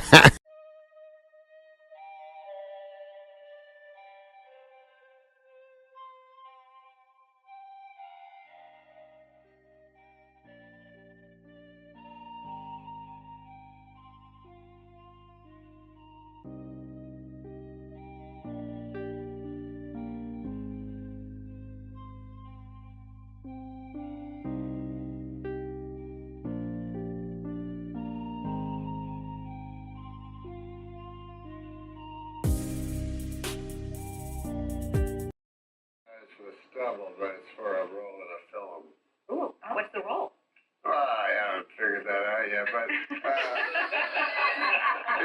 certainly there would be a movie that needs a prospector or something like that. 50 Shades, you saw what's going with Marcia Gay. There's a couple more movies to be shot. You're into that, right, Norm? You like all that stuff? No, I hate pornography. You like the Red Room and the... I don't like any of that. I don't like when love is for sale. Okay, so he says as he takes a sip of water. Let's talk about that celebrity sketch, or that Celebrity Jeopardy sketch. Celebrity Jeopardy. Celebrity Jeopardy. Yes. That, you wrote that. Yes, and you I did. came up with the Burt Reynolds thing. Yeah, well, I wanted to do Burt Reynolds, and then when I wrote it, and then I stole it off SCTV. There was a sketch on SCTV, so I just stole it. But I waited for Martin Short to comment so I could ask for permission to steal it. And then... And he was okay with that? He said that Eugene Levy wrote it, and he said, we'll get on a conference call with Eugene Levy. And I said, I'll call him, I'm a man. You know? So Eugene Levy gave me permission. But anyways, when I went to do the Burt Reynolds, Lauren, picks out the costumes and everything. He had a white beard and white hair and stuff. And I was like, no, I want to do him from the 70s. And nobody really mentioned it. Nobody really ever noticed it. But it's weird that there's one character in the sketch from 40 years earlier. Will Ferrell, I watched this over and over. He never cracks. And in this one, with the church for whatever, was he one of the greatest people? Yeah. I wrote it for Will, basically, because he was such a fantastic actor, and I just thought that it was funny that Alex always has hope. You know what I mean? Alex, it goes bad, horribly bad, and then he still has hope the next time. Then it goes bad again. Question after question, show after show, season after season. I like the way you talk, Norm. You like the way I talk? Yeah, it's like a neat cadence, but you got to be careful what we say to you because it can be shut down quickly, but we're following you over here. You know what I mean? Well, you like how I talk because I talk like a man. And you don't hear that. It's true. You don't hear that much anymore. These days, can't tell the men from the ladies. As I said, we'll move on. You know who's a real man? Have you ever interviewed Josh Brolin? Yes, we have. You have? Yeah. My God, huh? Yeah, total stud. A manly man. He is You got a thing for Josh Brolin? Huh? You got a thing for Josh then? Please, tread lightly in there. No, I mean, he's a hot piece of tail. Yeah, his tail is on fire. Tell us about Chris Farley going from one hot dude. Yeah. Farley. Oh, I man, can't tell you, the love I feel for Farley and his sketches. Was he the guy, even off camera, that just walked into the room and lit it up? Because according to your book, there was stuff you don't even see where he's nude and pretended to be a salad and things are going on. And He liked being nude. And he would come in and he'd go, I'm a girl. I'm a little girl. He's talking to I'm a little girl. But anyways, yeah, he was the funniest guy. And he would always make everybody laugh. He'd just go out on the street and make them laugh. You know what he could do? He could fall. I remember we all tried this. We all went on the stage and tried this because he would fall into a breakaway table. And he could fall straight without putting his hands out. oh my gosh. And if you try to do it, you always put your hands out. It's survival, your survival instinct. And he didn't have that survival instinct. Oh, well, he learned early on that the fall was funny for him. Yeah. And it was his signature move. Yeah. Did you see him later in life when it seemed like things were getting bad and he was sort of in trouble? Yeah, I did. The last thing he did was work on a film that I was, a motion picture that I was in. So that's the last thing he ever did. So I thought he would be fine, though, because he was a giant man with huge constitution, And he'd take like a steak and he'd put a big piece of butter on each bite of the steak. So everything about him was just giant. And so I thought, oh, this guy will never die. I was worried about Spade. Because he was a little frail guy, you know what I mean? Farley was this big, giant, So I never worried about him. But he never thought he was funny, which was bizarre, because everybody was always laughing whatever he said. That was the sadness. It was sad, because he said, I wish I was funny like Belushi. And I was like, Belushi wasn't funny. He was a good actor, but, when you saw him interviewing, he was kind of a dark guy, melancholy, guy. Whereas Farley could make dumb people laugh, smart people laugh. people that didn't like him laugh. People that like A lot of him. comics that don't. Do you think you're funny? Because in your book, you've got Louis C.K. calling you Mark Twain in this. David Letterman, which we're going to get to, that loves you. Hold that right there. But do you think you're funny? Because a lot of comics have this thing where the validation isn't always there on the inside of their head. We got to talk about Letterman. The answer. I like when he got emotional on his last show. More with Norm MacDonald. Hold, right? Yeah. Hold, Norm. Drink, Norm. Drink. Pause. Emotional. But because I was just emotional by mistake. It wasn't like I planned to be emotional or, I can't act. So I couldn't do that on cue or anything. I like this side of you, Norm. You do, huh? But it speaks to the friendship that you two have. I like the mannishness of it. Well, I like both. Oh, okay. Kind of like a Josh Brolin right now. Yeah. I had a square jaw. Well, there I am doing David Letterman. I did an impression of David Letterman, and I felt like odd doing it, because I love him so much. What does he mean to you? What did he do for you? Oh, well, he like, I planned to go on Johnny Carson. That was my plan. I was living in Canada, and I'd done stand-up 2 years, and I was pretty well at my peak of stand-up. So I said, I'm going to go on Johnny Carson. He had 8 months to go, and I'm going to be the last comedian that he anoints and calls over to the couch.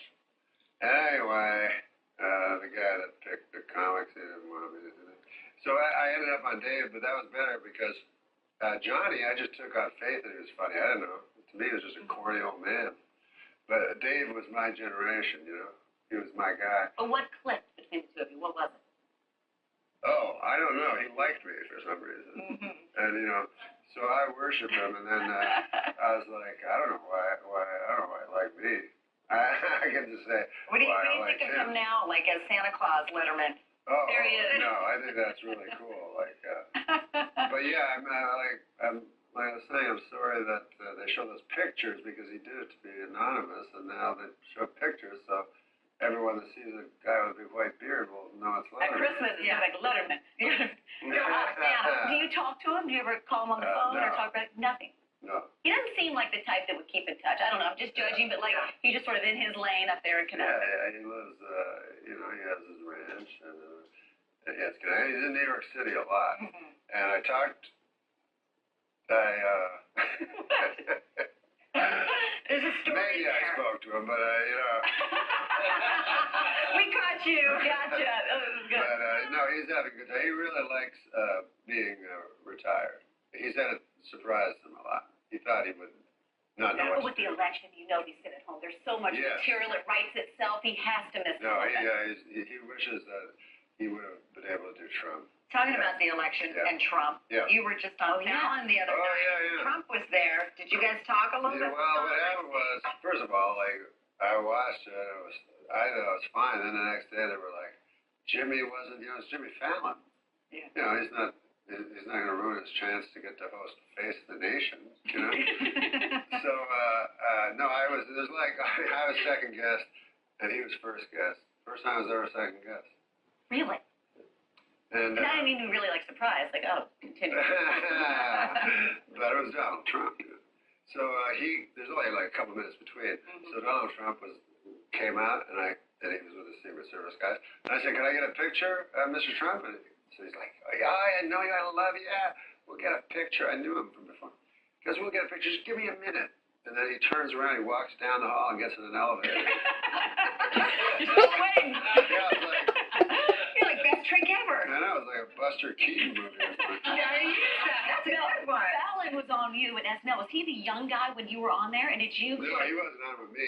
We didn't cross paths. There was no. Okay, I guess he was so young. Yeah, he was a very, very young kid. Who did you pay? He used to send in jokes all the time when I was on Update. And I think he got one on or something.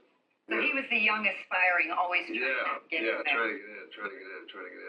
And then he got in and blew the roof off his joint. Anybody you paid it forward to is what I was going to ask, because you had so many people. You talked about Adam Sandler and everybody that sort of helped you. Who did you pay it No, forward? I didn't pay it forward. No, I tried to help people, but then it turns out they sucked. I can't pick good guys. And if a guy's good, he'll make it anyways. But, I have had a few guys that go, you got to hire this guy. And then the guy phones me and goes, "Oh, that guy sucked. Like, he was the worst." I'm like, "I didn't know." It's funny to me. Norm's memoir. On a true story. How loosely based on a true story, or 100% based on a true story? It's 100% true. Okay. The facts is not a lot of the facts out there, but the truth is there. It's out now. Norm, this has been interesting. Nice to meet you. Thank you, Kat. I love that. Thank you. All right, there's been a lot of drama on the CBS hit Criminal Minds. Thomas Gibson was fired after kicking a writer. You can't do that, Norm. Were you an update from Kicking it, right? Yeah. New cast member Adam Rodriguez is coming out next.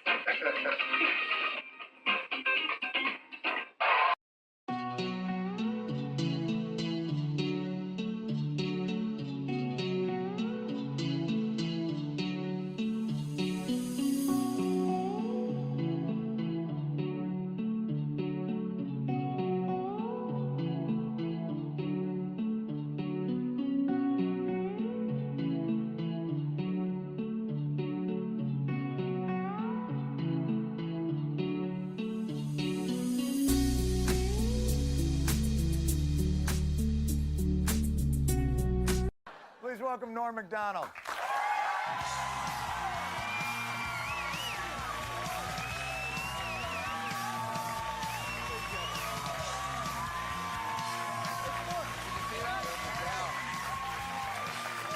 We looked at it earlier. You did? He actually shaved it. It's not even a bald spot. Oh my God. Norm MacDonald, nice to see you. Good to see you too, man. Your fans are out in force. Yeah, they're good people, right? They're good, fine people. How you doing with the new season? Are they driving you nuts? Or they changed the name? They got Yeah, they changed the name from the Norm Show to Norm. yeah, that testing and research and everything. It's like For the Love of the Game. You know that movie? They Yeah. changed that What'd they change that to? For Love of Game or something. And that was it. And they thought that was gonna work. Yeah, they decided to take. They thought "thes" like slowed things down. Yeah. Well, the remote controls that people have to flip around. You know how it goes. Are you enjoying the high life now, being the big network star and zooming around, getting the free beers at places, that sort of thing? Hey, they give you free beers? Don't they? They don't give you the free beers? They gave you. I actually went to this bar where they give you those. You ever have them shooters? Sure. Yeah. The little, they're almost, they look like little beers. Yeah, no. They're little tiny drinks like that, and they have sex names, like dirty sex names. Do you know what I'm saying? Oh, right. Like sex on the beach, right. or blow thing. Yeah. Or something like that. They give you those free? Yeah, I don't know. That was an old bit I used to do in my stand-up, and I was going to do it, and then I just abandoned it. You bailed out? You're like, we don't want to get into the beer thing. We're not going to go that direction. You know, our show's up in Canada now. We're up in your, do you think they could use a little bit of our humor? Yeah, we just got into what is it called? Saskatchewan? What is it? Oh, yeah. Yeah. Congratulations. Well, you don't care. You fled that country. No, you don't it even seems care like anymore. if you're already on in the United States, that's the only thing that counts. No. This has always been to get to Canada for us. Yeah, always. We've never... Everybody's on in America. Yeah. But only Wayne and Schuster dominate Canada. We're gonna... How do you know them? I had a tape once. Yeah, That was really Wayne it. and No, I was up late one night. You know, in Canada, they show naked movies for free on TV. Oh, yeah. You flip around in it. Absolutely. Did you hear a deep voice over there say, yes? Yeah, yes. Insertion, too? Is that... You know what? I didn't hear the parenthetical comment, but is that where it went? But that's a nice treat. What? Oh, naked, yes, absolutely. Yeah. You know what I noticed? I was in What's that? You know where you go into the hotels and you get your SpectraVision with the pornos on it? Yeah. The pornos in the SpectraVision are not hard. They're pornos, but they cut out like insertion shots. They cut out. You know what I mean? They cut out vaginas and penises. That sort of thing. Right. Yeah. Right. So they don't show that part, and I'm wondering, like, who is offended by that? Like, you know what I mean? Is somebody whacking after a porno phone down? What the hell's going on here? This is unbelievable. It's offensive here. I'm trying to whack off, and there's this insertion here, you know? Right? That's right. I don't know whatever you're talking about. The only thing I've noticed about those movies, quite honestly, billing is immediate. That's right. Because you try, and if you're like me, you're a film connoisseur, you like to check out the different plots. And but if you just watch a couple of minutes, just enough to see that it's going to be nurses, or whatever it is, it shows up on your bill that you watched like 15 of them. If you, I mean, from what? I got you. Yeah. One time, I was watching one of those. I was whacking. Yeah. So I'm whacking off watching it, and all of a sudden, Bruce Baum is on it. You know that comedian? He's a comedian that's like a friend of mine, right? And so he shows up, like, because he's the comic part of it, like they're showing some sex. All of a sudden, he comes in, and right at the time when I was, you know, finishing off. Yeah. So now I don't want to call up Bruce Baum anymore.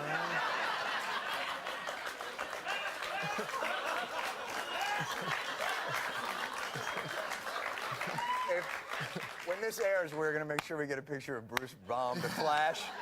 He's a great man. He's a funny man. He's a great man, but you need to see the visual to understand Norm's pain. Thank you very much for coming by. As always, the funniest man I know. Yeah, this is Norm the greatest. MacDonald. Norm airs on Wednesday nights on ABC. Norm MacDonald. Welcome back to the program. My guest tonight, a very funny comedian and actor, is on Saturday Night Live for many years. His new show is Fox's A Minute with Stan Hooper. Please welcome Norm MacDonald. Norm!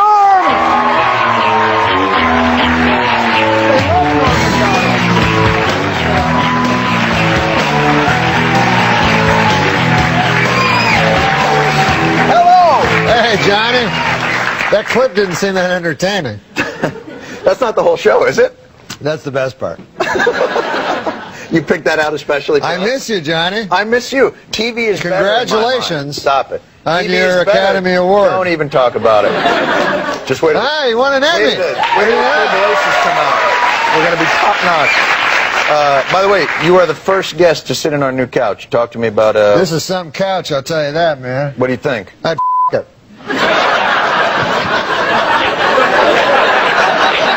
That's the highest compliment you can pay a couch. It is a high compliment. It's just that we have a minivan of nuns. That is. Have you ever felt a couch that you felt that way before this couch? No, this is the first one, man. I'm a normal fella, you know. Do you think it's the ultra suede? It may be the. It has a alluring come hither look. It has a bit of a nice slant to it, I believe. It's a goddamn whore. Let's be honest. No, it's a nice couch. It's a nice couch. I don't mean to disparage the couch. TV is better when Norm MacDonald is on it. That is my postulation. That is my theory. That is my. This whole interview will be applause breaks back and forth. And you know what? What's that? America is a great country. America is the best country in the world. Norm MacDonald got more applause than America. I know you say that with irony, but you know I'm from Canada. Where? Canada. Show me where that is. I've heard tale of it. But you've been living here for years. Yeah, and America is the greatest country in the world, and Canada, 35. You can't say that. You have to go. You have family there. They'll see you at my family's at fine. Boxing Day or whatever do they have holidays? They do have Boxing Day. How do you know about that? Now you should explain it. They're going to think that has something to do with the pugilism, but it is actually not. Boxing Day is nothing to do with pugilism. It's a day in Canada where all the small children. What's pugilism mean? That'd be the art boxing, of the sweet science, sorry, you're right, as it were. Sweet science. Yeah. Boxing Day in Canada is all the children are put in boxes and set out on Lake Huron. Yes, that's right. And whoever doesn't sink is not a witch. Is not a witch, and is the next prime minister. I think. I think that's right. I think that is correct. Yeah. But now you live in Los Angeles, the lap Parliamentary of. system. Yes, I do. The lap of fire. Oh yeah, are you anywhere near? Is that anywhere near? No, that's the one bright spot in the whole thing is that I'm in no danger at all. You know, they haven't covered that on the news as much as not a lot of Norm MacDonald updates. I saw, this was an interesting thing I saw. You know, they have that little scroll that goes under CNN? I'm watching it the other day, Baghdad's getting bombed, right? Right. And underneath on the scroll it says, Daniel Kellison to leave the Jimmy Kimmel Show. Isn't that backwards?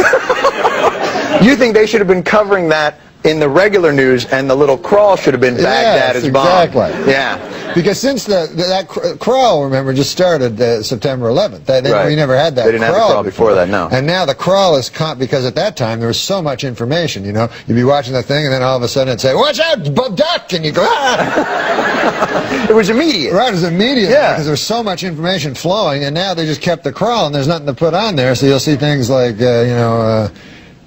singer James Taylor set to wed, and you're like, oh.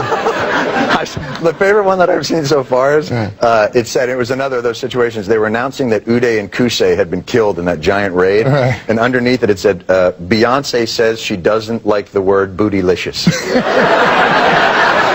And it was just such a great, but it's that same damn thing. I want you to put a ticker on your show. Will you put a ticker on the Stan Hooper show? And I've never been on that scroll, and yet for years I've said I don't like that word bootylicious. But that doesn't make the news. But CNN is not covering Norm Macdonald to the extent people want. I know, it's ridiculous. It is ridiculous. How you liking doing the program? Is it enjoyable for you? Is it fun to work? Do you prefer to gamble? Why do you have to bring that up? Are you having fun doing it? No, I love working. You know, I retired from show business. You know, and nobody noticed. So I noticed. So I realized that I had to get back into it so that I could become a big star, then retire from show business. Thank you. And then it would be a big star. That's how Celine Dion does it. That's right. Then you go to Vegas and you open up your own Norm Macdonald Theater. That's right, and you marry an old dude that blows all your money. That's my dream. A fine dream it is, sir. Certainly. A Minute with Stan Hooper airs Wednesday nights at 8:30 on Fox. It's Norm Macdonald back on TV where he belongs.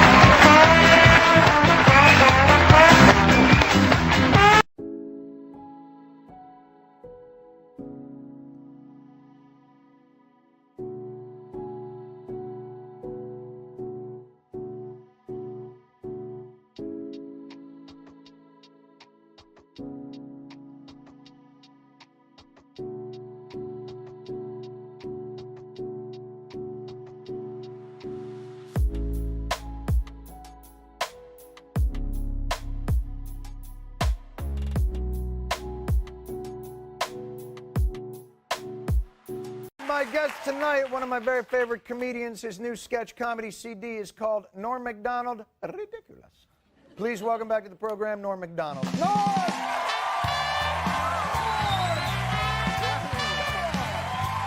For God's sake.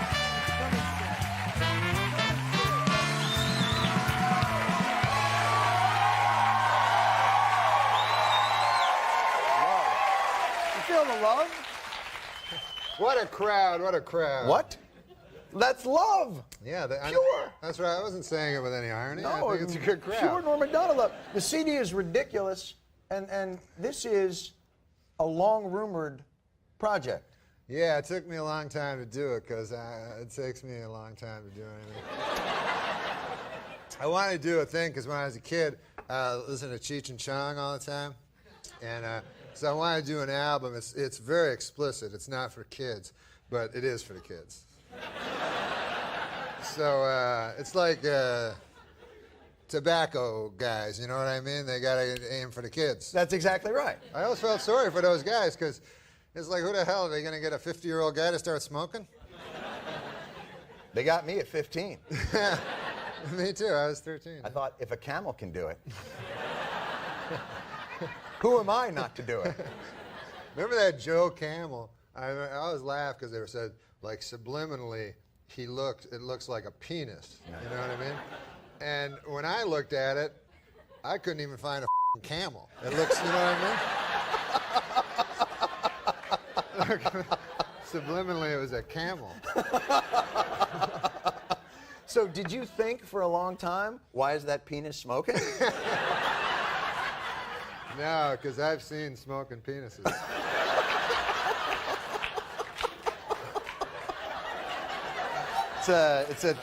And for the kids out there, it is a terrible habit for your penis to pick up. And I would not recommend it in any way. The audience concurs. Yes. We've all seen the pictures of the inside of a penis that is smoked. Yeah. It's not pretty. Well, that's what I love. You know, when we were kids, I loved the National Lampoon radio stuff. Nobody came up with CDs like that anymore. This is like the throwback. Yeah, I didn't know how to do a stand-up CD because the market is saturated. You and your market speak. Yeah. I wanted to talk about the crocodile hunter. Did you? Because I think you're gonna make him sad. Because I think it was tragic at the time, but I think I don't know. People calling me, man, they're shocked. Oh, hey, you wouldn't believe it. Who got killed? The crocodile hunter. Please don't make me laugh at this. He was 44 years old. I'm like, that's a ripe old age for a crocodile hunter. That's not. And you know who had to be pissed about it were the crocodiles, because he got killed by some fruity fish. And so you know the crocodiles were like, hey man, that crocodile hunter got killed. Who did it, Frank? Nah, you don't even want to know, man. Please don't do this anymore. Bill, man, you had a chance once. The guy go, man, I had a chance. I had that mother. He was Tommy with a stick. I could have eaten him and his kid.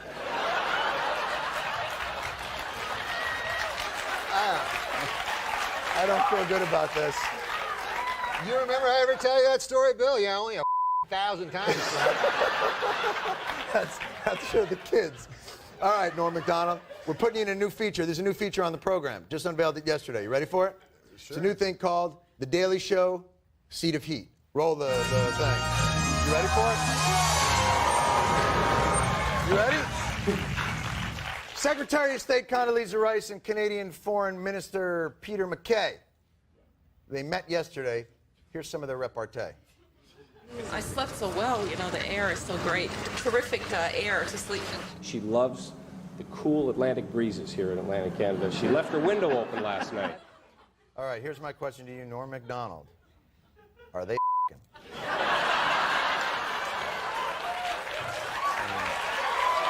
Take your time. Take your time. Hot. Mull it over. It's hot. It's hot in here. Well, I am a Canadian, as you know. But I love America better. But I'm a Canadian, and I know this Peter MacKay character. I've known him for years. Thought you'd have some insight. If I was Condoleezza Rice, I wouldn't be too flattered, because that guy will anything. I swear to God. Norm MacDonald is off the hot seat. Wait, I want to say one thing. One more thing. One thing about, because this was a rumor, and I don't know if it's There's a rumor they were together. No, this was a rumor that long went around Canada about Peter MacKay years ago. Let's hear it. I don't know if it's true, it might be an urban myth, but they say one time on a dare, he a crocodile. All right, that's it. Norm MacDonald, ridiculous. It's in the stores now.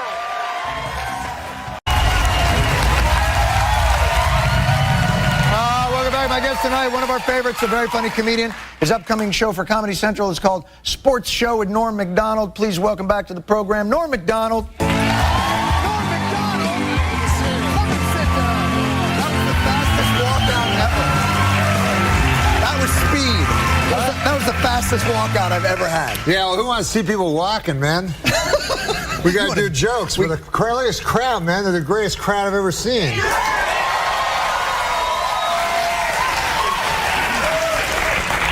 How do you do that? Because no, I do have to widen my circle of crowds. But how you doing, pal? I'm doing good. I miss you. I was telling you this backstage. One of the few comics when I don't hear your comedic voice for all, I miss it. It's so funny and I'm so glad to see you coming back to TV. Hey, listen, man. I like all your politics. Thank you, Norm. I appreciate that. Now, you're Canadian. Your government has collapsed. It's Yeah, completely well, collapsed. it has? It's completely collapsed. Well, the good thing is it doesn't matter at all. This is why, because you're such a political guy, and I realized when I came here, because I was never political, and it's because you're from America and I'm from Canada, and in America you have a duty to be political, because you vote for the wrong guy, he blows up the world. Right? Now, in Canada, here's our elections in Canada. Go, hey, listen, how does that guy stand on the bridge building? It's always, that's every time. One guy goes, I think we should build the bridge. The other guy's, I don't care for the bridge. So it's all bridge-based politics. We don't got they never gave us no red phone. You're president. I thought you were political. No, I didn't realize we had a red phone. You don't realize but here's the part the of president America. has a red phone? But here's what it's come to be for in America. And you're the most trusted man in America? No, I'm not trusted. It seems like now, no matter who we vote for, no matter which guy we get, we still blow it out of the world. So, at a certain point, maybe we just like blowing stuff up. Americans? Well, listen, if I was president, man, I'd get on that red phone right away and blow something up. But what would you blow up first? What would I blow up? Yeah. That stupid high school I went to for... Empty building, of course. But listen, man, I'll tell you this, though. With the streets of Libya running with blood... Okay, I'll buy your premise. Yeah. Listen, the Egyptians are so brave, and the guys in Tripoli trying to take over, and Bahrain.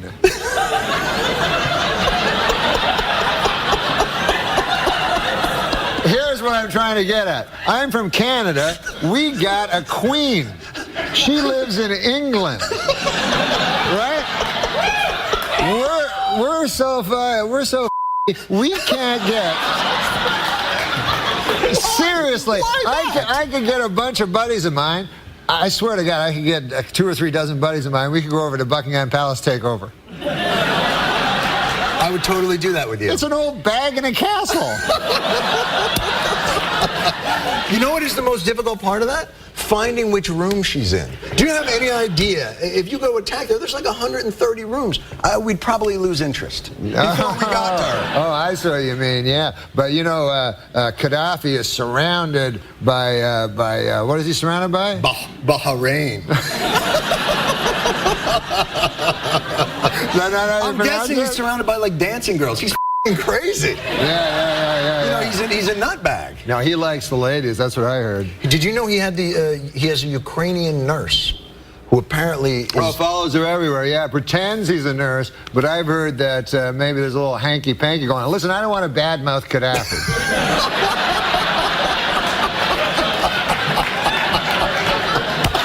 I want to talk about Watson the computer. Oh, let's talk about that. I'm happy to talk about that. You know that character? I love that guy. He was on Jeopardy. He crushed. Yeah, he was on Jeopardy, and he crushed. You guys know Watson the computer? Sure. Terrific. Yeah. So, I watched it. It was cool. And the funny thing was, like, they were like, I wonder if, who's going to win? Watson the computer? Or that guy that works down at the hat store? And, first of all, I don't think he should be called Watson, because wasn't Watson the guy that didn't know Sherlock Holmes? He was the helper. It should be Sherlock. Yeah, Watson was like, hey, what about this? And then he'd go, elementary, my idiot friend. So he should have been called Sherlock. But anyways, No, it was a good aside. So, so Watson naturally he's a computer. Crushed him. Yeah. Killed them, And even his stories were better, you know what I mean? You notice that? Like when Alex Trebek would say the story, I go, Watson, I understand you have a story about jail, And then Watson was like, yes, one time Oscar Wilde was in prison, and George Bernard Shaw came to him and said, why, Oscar, what are you doing in there? To which Oscar Wilde quickly retorted, why, George Bernard, what are you doing out there? And the guy next to him was like, God damn, I was going to tell my story about the hat. I gave the guy the wrong hat that time.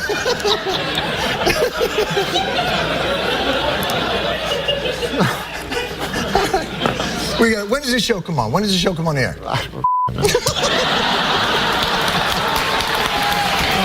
You gotta watch it whenever it's on.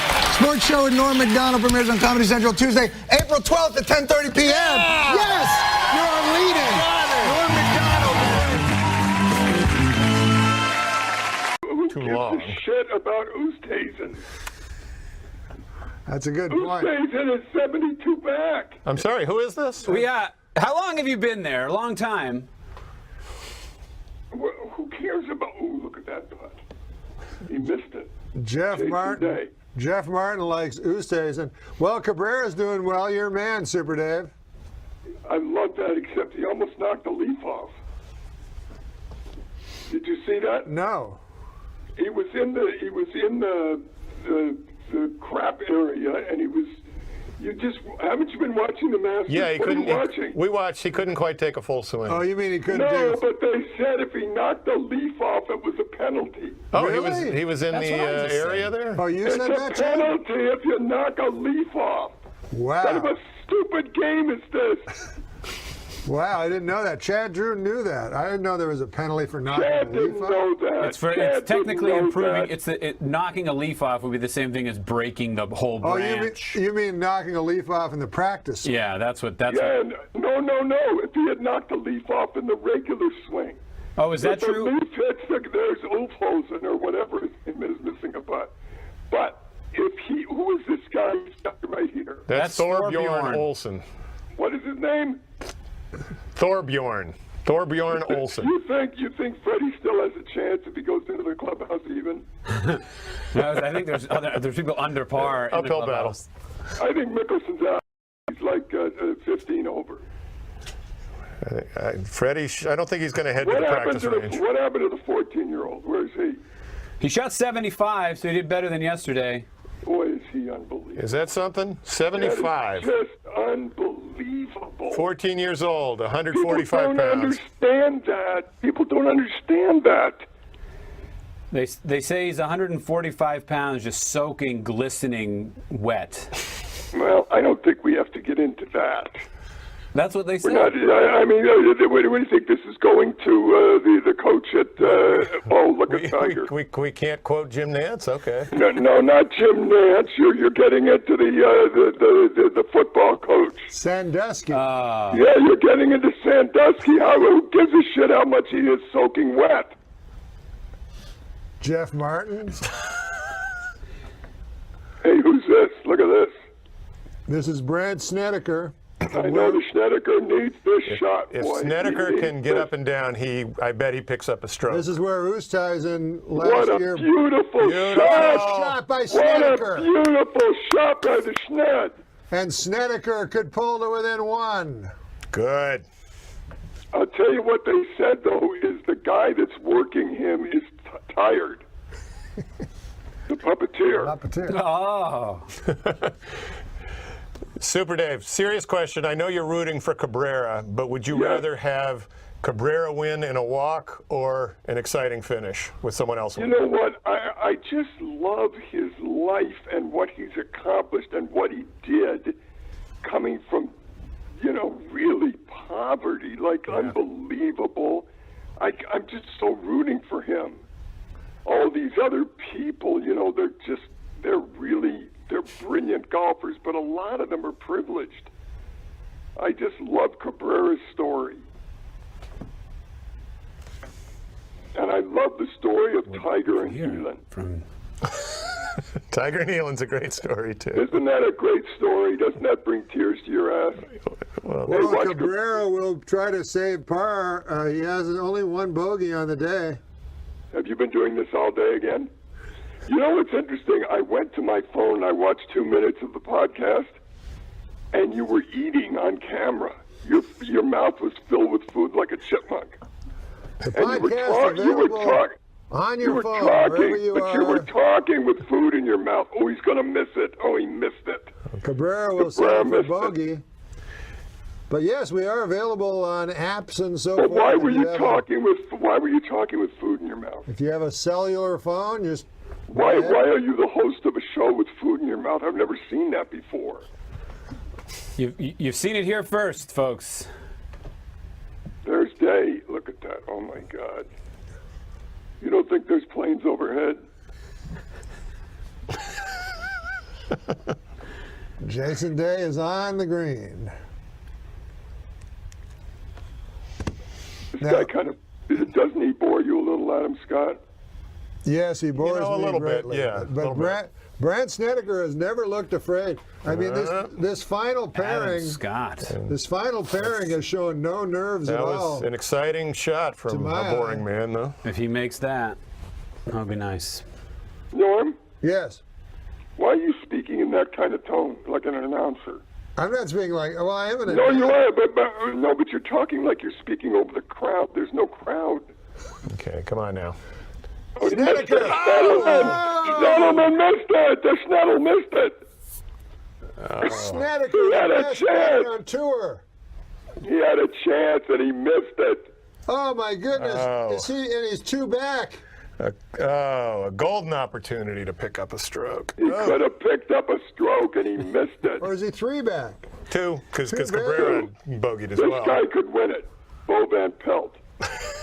This is hard to He's believe. only two over. I think he'll hit a good shot. No. Not bad. Look, he's happy. Does Super Dave want to hear a golf joke? Super Dave, Chad Drew has a golf joke for you. Great. Your phone's starting to break up again. This is why I didn't want to call today or call. Your phone's breaking up again. Chad Drew has a golf joke for you. He can hear you, not me. Are you ready? What? Yes. Thank you. An elderly golfer is talking to his seriously ill wife. If I die, she asks, would you remarry? Maybe, he allows. Would you golf with her? She continues. I might, he says. What about my golf clubs? She persists. Would you let her use them? The man thinks for a moment, then says, there'd be no point. She's left-handed. He already has a wife. Guy meets a woman on the golf course, and they start playing, and he can't believe it. She gets the piss out of the ball. She plays fast. They go home after the round. She cooks them the best dinner they've ever had, and then he wants to kiss her. She says, no, not so fast. I'm not jumping in bed with this. So this goes on and on. 2 weeks they play golf every day. All of a sudden, one night after dinner, he says, look, we're either going to take this another step or I'm through. She says, all right. And he kisses her. He said, my God, you kiss beautifully too. Let's go to bed. She says, there's something I have to tell you. He said, what? She says, I'm a man. He said, and you played from the fucking Red Keys?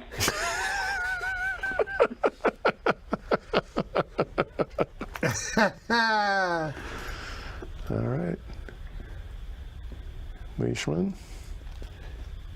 Who's this? Is this the Leisher? It's He made it. Leishman. He made it. Well done. The Leisher made it. He's an exciting player. I could go the rest of my life without ever seeing him play. Don't you agree? I agree. What do you make of Snedeker missing that putt? I thought it was a choke.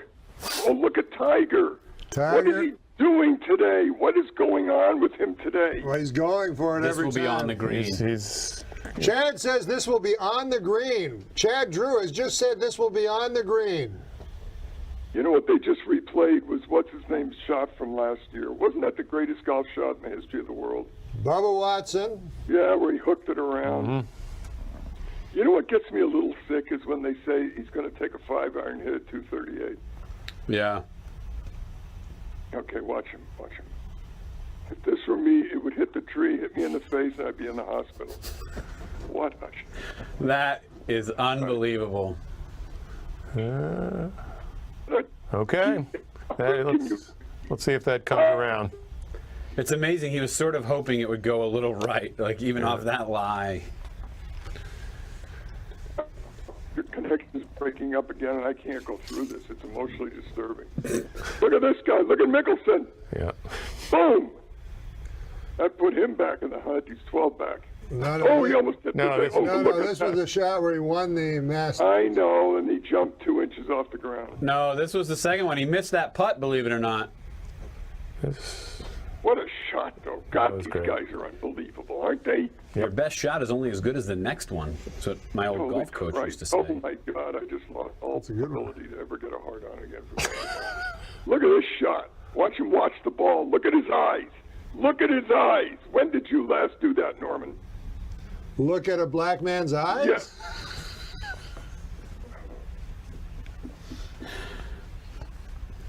Beautiful, beautiful. You know what? That was so weak. That was just so weak, wasn't it?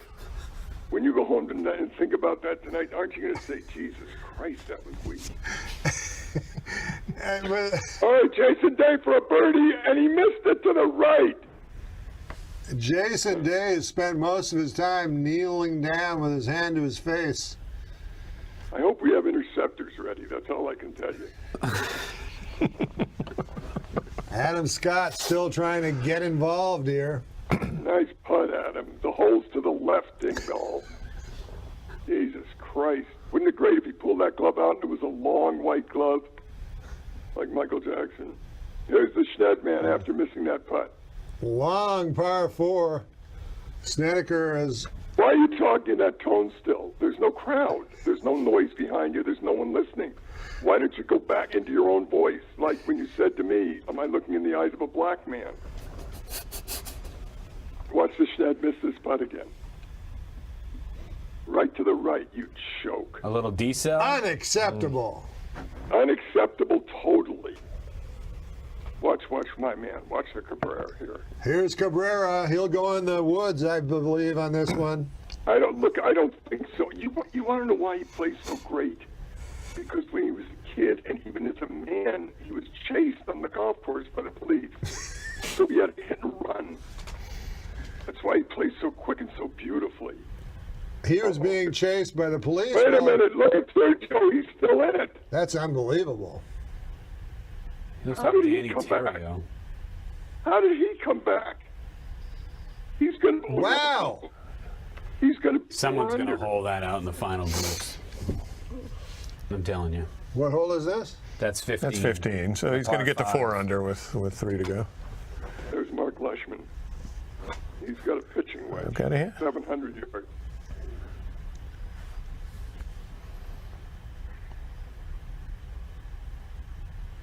Well, I just got a text from Lori Joe saying that it's a lot more entertaining with Super Dave. I love Lori Joe. I can't believe she has listened to this whole thing. I mean, she must be going nuts. Look at this putt. He missed it. Who's that guy again? Olesen, Morgan. What's his name? Thorbjorn. And they call him what? The Black Bear?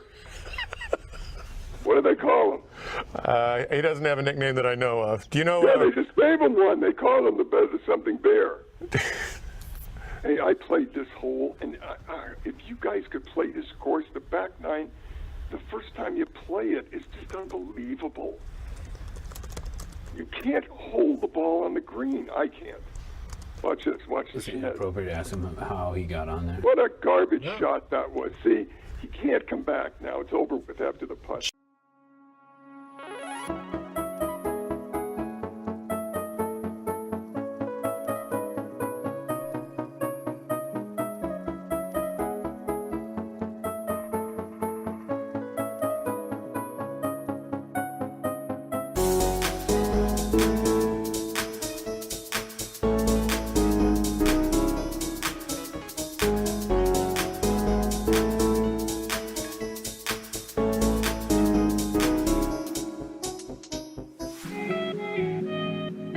Wonders how you get to play Augusta.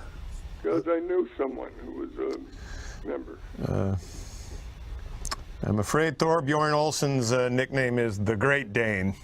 Yeah, the Great Dane, is that what they call him? Yeah. I thought they I feel called like him a lot of people German from Shepherd. Denmark get that moniker. Don't they call him the German Shepherd? Watch this. Watch my man. He wants to go left. He wants to go left, so far right, but he's still doing well. He's playing it a little safe right now. How did Sergio Garcia get 4 under? Boy, we're all really blessed that the weather is not showing up. We wouldn't want to see this Monday morning. What? We're glad the weather didn't hold anything up, and we're hoping it stays that way. Why, would you be on the air again Monday? Yes. You would? 5 in the morning. I can't believe it. I don't understand this. You'll have to explain it to me sometime. You know what? I'm just gonna. I'm telling you, I have to do that. I'm gonna sit here and announce a baseball game to myself. It's the same thing. No, it's different. Why? It's golf. Well, we just got a text from Jackson Hoekstra, Lori Joe's nephew. And what did he say? Oh, he said something bad about Jeff Martin. He did? Yes. Don't read that. That's not very nice. No, I'm not going to read it. What did he? Oh, well, here he goes. Watch this. Is this? Yeah, that's him. That's Dave. This better be good, or that place will be strafed in a minute. Strafe. Uh-oh, look out. Look out for the planes. That's all I can tell you. I hate the way that guy putts, this Adam Scott, with a 34-inch putter. He missed it. Are we syncing up today as far as the picture? We are on the Video Podcast Network. God damn it. I swear to God. Look at Sergio for birdie. He could be 5 under. What if he won this? He missed it. Sergio led after day 1 with 6 under. Yeah, but he faded like he always does. He shot 66 in the first round and 76 in the second round. That's right. That's an average of what?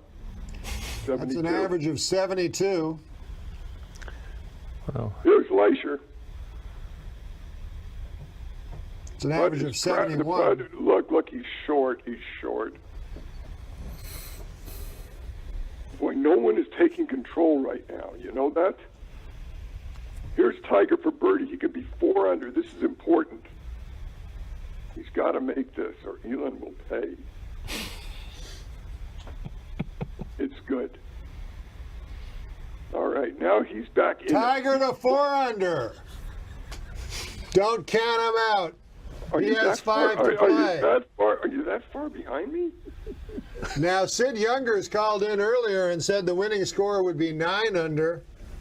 He seems to be in the ballpark, but who's Sid Younger? I mean, if you're hoping for Tiger Woods, why are you talking at that range still? Why are you? No, I'm saying so you're going to hear. No, but you're at a very high pitched. Announcers yell over the crowd. There's no one there.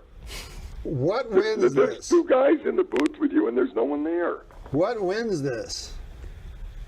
Is Cabrera? I don't know. Watch the Schnetty. Look at the Schnetty. He needs a birdie here, and he's Oh my goodness! Dear. Snedeker. Oh, the wheels are falling off the Schnetter. Best putter on tour. Not anymore. And you just saw him mouth wow. If you can lip read, he just said wow. He did? Yeah. I didn't know you were allowed to cuss. Isn't that a stroke? Well, what's his name say yesterday? Drops. You have to disqualify yourself. Like Snickers or no. Coocher. What did Coocher say? What did Coocher say? He said, "Oh, you stinker." Oh, stinker. He said stinker? Yeah, well, he had a bad shot. He hit a bad shot. He called it a stinker? No, like he was talking to himself, I think. He said, "Oh, you stinker." These guys are such gentlemen. It's insane. Isn't it?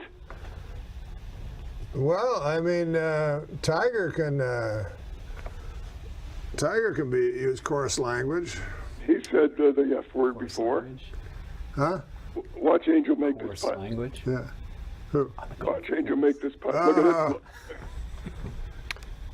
Oh my God! He left himself a long one. They're not seeing this. The gates are opening. The gates are opening. Chad Drew said there should be no coarse language on the course. If you swear and a leaf drops, you have to disqualify yourself.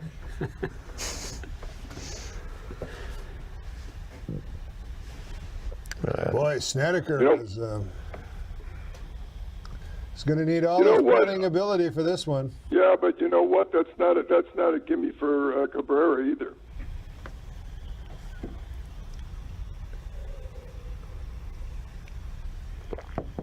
All right, this is it for him. He misses this putt, he might as well mail it in. Tiger's 4 under. That's what I'm saying, Super Dave. I'm saying Tiger's 4 under, and if Cabrera misses the putt, he's 7 under. Is Tiger still in? I swear to God, this is such a flight. Tiger could certainly. 3 putt.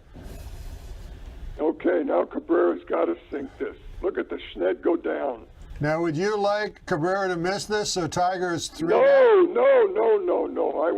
want Cabrera to still stay in the lead. So he'd still be in the lead, but you're.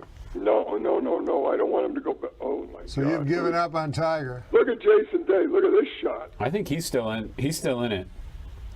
Wow, did he? Holy moly! Wow, what a shot by Jason Day. Did he hit that beautifully? Did he hit it beautifully right into the And he doesn't get rewarded. What a beautiful shot. Though. That's unlucky and could find Ray's Creek. I don't know if it's unlucky. What if he'd flown past that? You're saying his Come next on, shot? make this. You know, we haven't heard much about Ray's Creek. No. Well, we can't hear the telecast. He made it. Wow. But it hasn't come into play. I don't think. Holds on. Have we seen anybody hit it in? Still 8 short under on 13. I don't think. I have not. I think we did yesterday. Someone rolled one in. You're right, though. Maybe Friday. Cabrera 1 under for the day. None of the other players.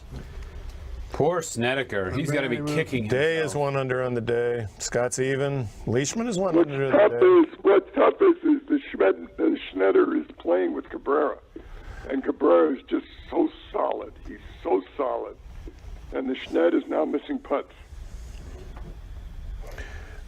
What do you do during commercials? What do you do? Look at this guy with a nice thing and a birthday cake. Oh no, we don't talk about the commercials. Well, commercials are only a minute long, as you know. Yeah, but there's 3 or 4 of them. So how do you pass the time?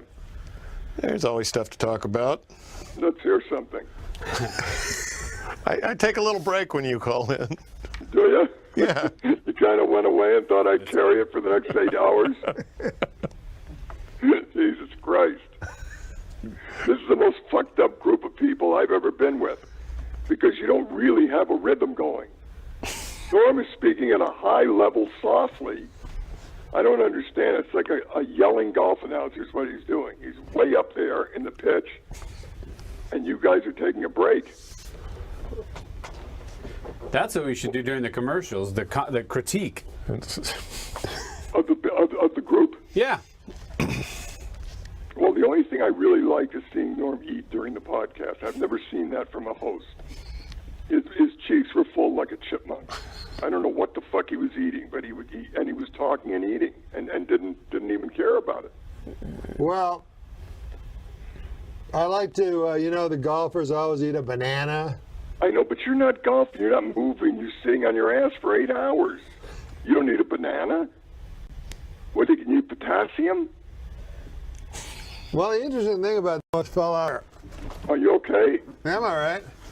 Watch this shot from Cabrera. Watch this shot from Cabrera.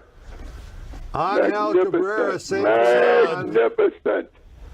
He's playing smart and safe. He's playing as safe as a player can do to Did you lose see him? a tournament. Did you see him look left there to see if the police were there? He can't get that out of his system. No, you're right. He was in the woods on 8. He was in the woods on 10. Both times he just took his medicine, played it safe. Yeah. I know. Didn't make it worse. Brilliant shots. Now watch the Schned, man. He could go into Ray's Creek.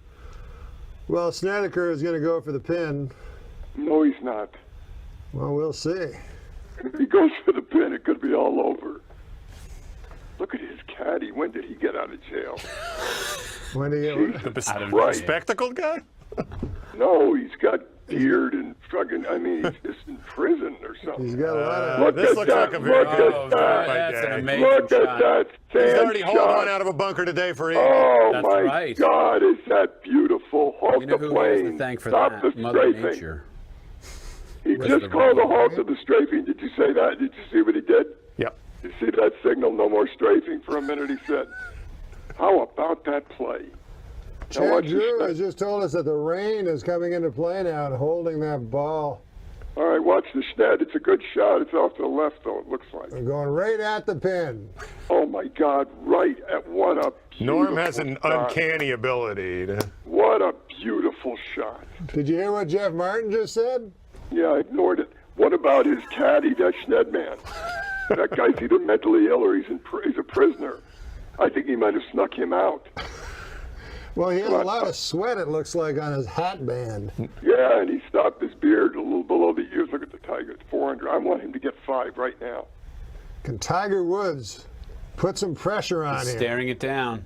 No, terrible. Oh, that mound. Oh, it's going out on the ground. Terrible. We were talking about that an hour ago. Now, Super Dave, having played that, do you think number 14 is one of the most difficult greens on the course?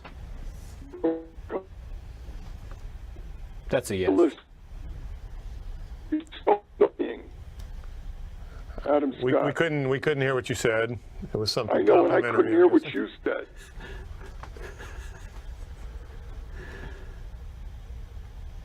Okay. Oh, wow, he blew it past the trees. He's actually in very good shape, though. Yeah, but I don't care about him anymore. Did you hear what Chad Drew asked you about playing Augusta the 14th? And No, because you break up because your stupid transmission. Well, he said is the 14th a very difficult hole to play. Now that was look at this draw by Leishman. Oh, that's Wow. textbook. That's impressive. Isn't that beautiful with all the colors of the flowers Yeah, and everything? it's really there? nice. Did you see the guy from Augusta with the green jacket? Welcome everybody, the president. Wouldn't it be great if he had a KKK hood on instead of the green jacket? And they just let him do that. Welcome everybody to Augusta. We're proud to have you watching, and we're proud to be here, and we're proud to have everyone at this golf course as long as you're white. We haven't had a Jew here in years, and we've never felt better about it, I have to tell you. And as far as blacks go, Tiger's okay, but that'll about do it. We're not interested in many more than that. We want you to watch the program and enjoy all the sweets. Good luck, and have a great Masters. Of course, Super Dave just joking about all that. Sergio missed. This all comes under the heading of good fun. We're the ones whose actual names are on our driver's licenses.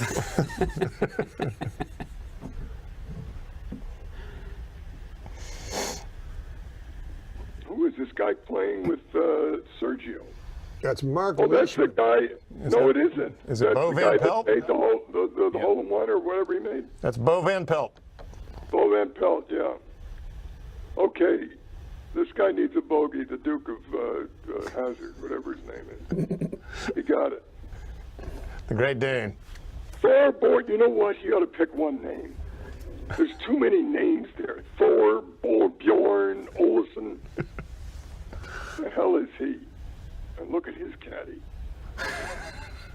Here is Angel Cabrera for the long birdie, and this has 3-putt written all over it. Oh my God, it's good. No, it's not. It's short, but it's beautiful. He's playing safe, great golf is what he's doing. He just heard a gunshot. You know what they say about playing safe? What? I don't know. What have they said? It's dangerous. It's dangerous. You know, they have a, I'm not going to bring this subject up, but it's just scary as hell. It's dangerous to play safe. No, it isn't. Not when you're playing the Schned. Staniker for birdie. He's 5 under? Yeah, he's. How far is he back? He's made a couple of bogeys. He missed the birdie. He's not making Three back. The Schned missed the birdie. What's happening? He bogeyed 10 and 11. Oh, hey, did you see what he said? Shit. Well, there's only 6 holes to go. How far is Cabrera up? By 2 over Day, Leishman, Watch and Scott. Tiger. Watch this shot. Look at that. Look at this. Look at that shot. Are you kidding me? Are you kidding me? God Almighty, is he unbelievable? That's the 14th green, Super Dave. Is that probably the hardest green on the golf course? Yes. Is he magnificent? Is he magnificent? All right. He's great. Great birdie by Jason Day. Yeah, he's right back in To the pull within 1, right? Wow. Yeah, he's right there. Jason He's right Day there. has it to within 1. This guy can play. This is an amazing shot. Yep. Guys really put it in the is. water from there. It really is an unbelievable shot. Well, he was helped out by Mother Nature. Right. What? The green's softening up. I'm going to take a few looks at this one. Look at this. This goes in. That was not today, by the way. It was earlier today. It's earlier today. Earlier today, yes.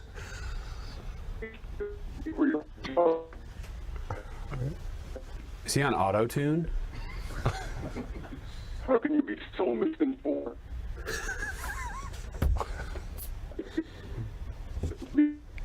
It sounds like I wish he was on auto tune.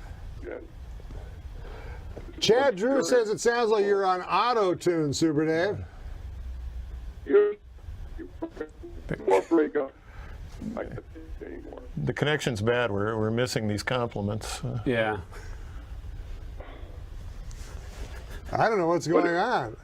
I don't either. What does it cost to get a decent connection in today's world? Oh, there he is. I don't know.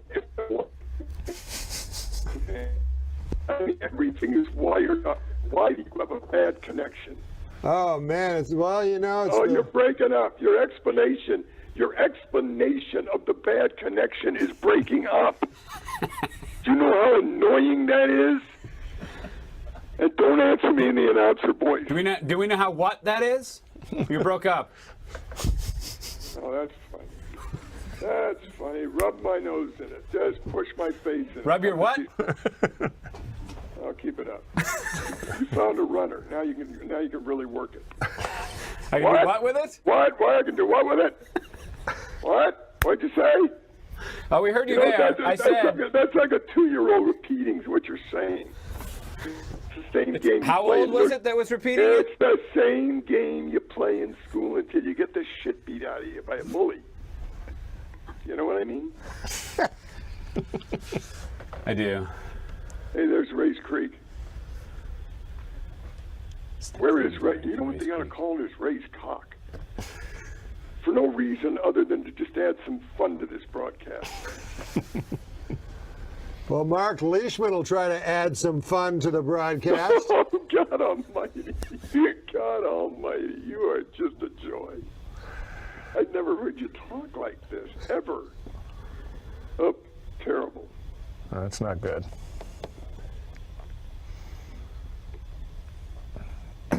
Mark's upset. He's got his boobs going today, but it's in a black shirt. Come on, Tiger for par.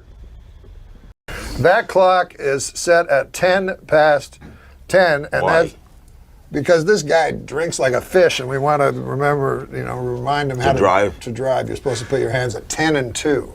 Did you know that? No. That's all very true. You never heard that? No. You never heard tell of that? Tell of that? You never heard tell of that? You know, nobody says that anymore. You never heard tell of that? Because we have a thing here in the United States where you go and talk in front of the president. So you do a stand-up comedy, which is what I do. To the president? To the president and a bunch of press people. When? It's like a roast. Yeah. You never heard of that? Never heard tell of Go that? and do comedy at the president. Yeah. He sits down, you go and do some comedy. Well, not right to him, not just one-on-one. Right. There's a bunch of press people The White House Correspondence. It's called the White House Correspondence. And so the guy, I said, what do you do for a living there, sir? You know, if you don't mind me asking. You know, what do you do for a living? I'm a nightclub comic, I tell the guy. So he says to me, he says, I work down at the University of Science there. He says, that's a good school, by the way. I can't remember the exact place. Sure. But he says, I'm a professor of logic. Oh. So he says, the guy says, logic. Now, what the hell is that? I never heard tell of that. Holy crow. You say more things that nobody says anymore. Holy crow. I haven't heard that since '58. Mick Jagger, I guess. You met Mick Jagger. Now we're getting somewhere. Yeah. At a Holy thing. crow, what happened there? What's the story? There's got to be some story there. Well, it was a. You really want to hear? Yeah. Holy crow. I mean, meeting Mick Jagger? You met Mick Jagger. You met everybody. I've never met on Mick Jagger. Mick Jagger. On SNL, you met pretty much I was in the years everybody. where they had bad hosts. What? I hosted. That's true. If this were a memoir, right. If this were a memoir, I would tell about my wife. What a battle axe. A battle axe? I mean, no one's called their wife a battle axe since 1945. They're saying John Hodgman might be the possible guy who could replace Craig Ferguson. What about him? Well, you see, he's too smart. He's, nobody wants an egghead or a blue stocking. What they want is, No one's talked that way in 80 years. What do you mean? No one wants an egghead or a blue stocking. They want a ham and egg man. They want a guy who gets his hands dirty. That's right. They want a fella like you and me, a man of the people. Okay, I'm going to try this. Do you like hot sauce? Oh, I hate it. But you know, you got to try new things in life. No, you don't. Yeah, you're right. Whoa! Son of a gun, that's hotter than a $2 pistol. Man alive. Well, welcome to Phoenix. How long thanks, have you been in town? I got in yesterday and I burned myself all over. We said, what were you doing? I know, it's hotter than a $2 pistol in this town. So you're a little peeling a little bit on the nose? Yeah. So you don't come here often in the summer, is that what you're saying? No. Yeah, it's a good plan not to come in the summer. And it's nice every other People leave month. in the summer, right? Yes. Yeah. They scurry out. Spent a lot of time in Southern California, San Diego. Are you drunk? Because all you did was ride a cooler and you're sweating. I am. Well, it's hot it's hotter than a $2 Well, he's pistol got like in here. 12 layers on, Yeah, I think. I thought it was going to be really cold. Well, you're from Canada. This should be springtime for you. No, I know I'm from Canada, but you know I'm still a human being. Like it's not like we evolved differently. I'm from the frozen north. Yeah. Yeah, it gets colder than It gets colder than a... here it comes. Get your finger on the panic button. No, it gets colder than a vampire's demeanor. Okay, that's better. Wow. Surprisingly cerebral. You said this is the coldest you've ever been. You're Canadian, so are you okay with this? I've been colder than this. I've been colder than a vampire's... Go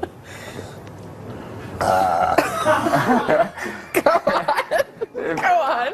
That's like We're an waiting. 8 a.m. joke. We can do it at 7:19. The stage is yours. Larry, can I borrow $25,000? Whoa! That's a lot of money, Norm. What's it for? Well, you know, I think you probably know. Gee, I usually don't lend that much money, Norm. Larry, they say they're going to kill me. All right, Norm, but I want it back. Okay, all right. Good. You're a good man, a scholar, and a gentleman. Thank you. You're a good man. Let's do business. That's mighty fine, Harry. Let me tell you something, Harry. It's a pleasure and an honor to do business with a scholar and a gentleman like yourself. Yeah, I'll keep in touch. Well, hello, little lady. Hey, Sid, how are you? Why, I couldn't be better. I just broke into the wholesale business. Wow, congratulations. Do you know that my movies will be seen in every hotel in the Eastern Seaboard? Every hotel. Well, perhaps I'm bragging. Every hotel that allows facial cum shots. Phone business never sleeps. Guys, I agree with you then. Oscar Pistorius is a scholar and a gentleman. All right. He's a murderer. Alleged murder. I play Geezer, who is me, actually. Geezer's just an old chunk of coal that, you know. Thank you for having this old chunk of coal from the Ottawa Valley on your big city program. We are so pleased to have you with us, Norm. But my Merle Haggard was opening for him, you know. Okay. And I'm just an old chunk of coal. And I like Merle.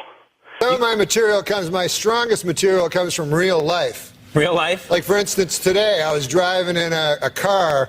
You were kind enough to bring a car to bring this old chunk of coal here to the studio.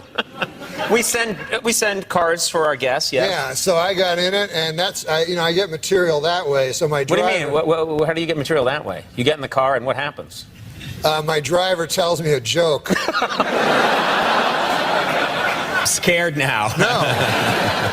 No, firstly, Conan, I'm thankful for the fine ladies who live across this country and leave pies on their windowsills. So an old chunk of coal like me might have a meal from time to time. Okay. I am going to return to my former sexual lifestyle. Well, yeah, what's that? It's trying to find a lady and convincing her to let me lie down on top of her. That sounds so romantic, the way you describe it. I want to lie down on top of you and take a nap? What do you... I'm just an old chunk of coal that likes the, you know. Old chunk of coal. Yeah. Likes S&M, apparently. No, that's what I was just trying to. I'm getting back to just lying on top of a lady. Okay, all right. How do you feel about a woman? She's supposed to be my life partner. I look in the mirror the other day and I says to her, honey, I look in the mirror and all I see is a fat, ugly old man. And I need you to give me a compliment. She says, all right then. Your eyesight is damn near perfect. I said, you dirty dog. Wait,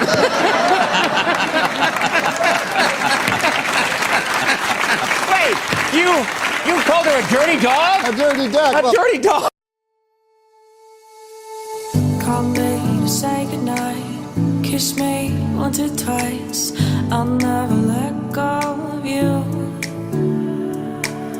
Fold me into your arms. Stay with you. The thing I wanted to talk about is his diction, his word choice. I've always he spoke like someone from the 1920s. He would talk about hobos, and he would say, as my wife, a battle axe. Yeah. He talked in this way that was from a different time. I'm just an old lump of coal, and you thought, where is this coming from? And it didn't feel contrived.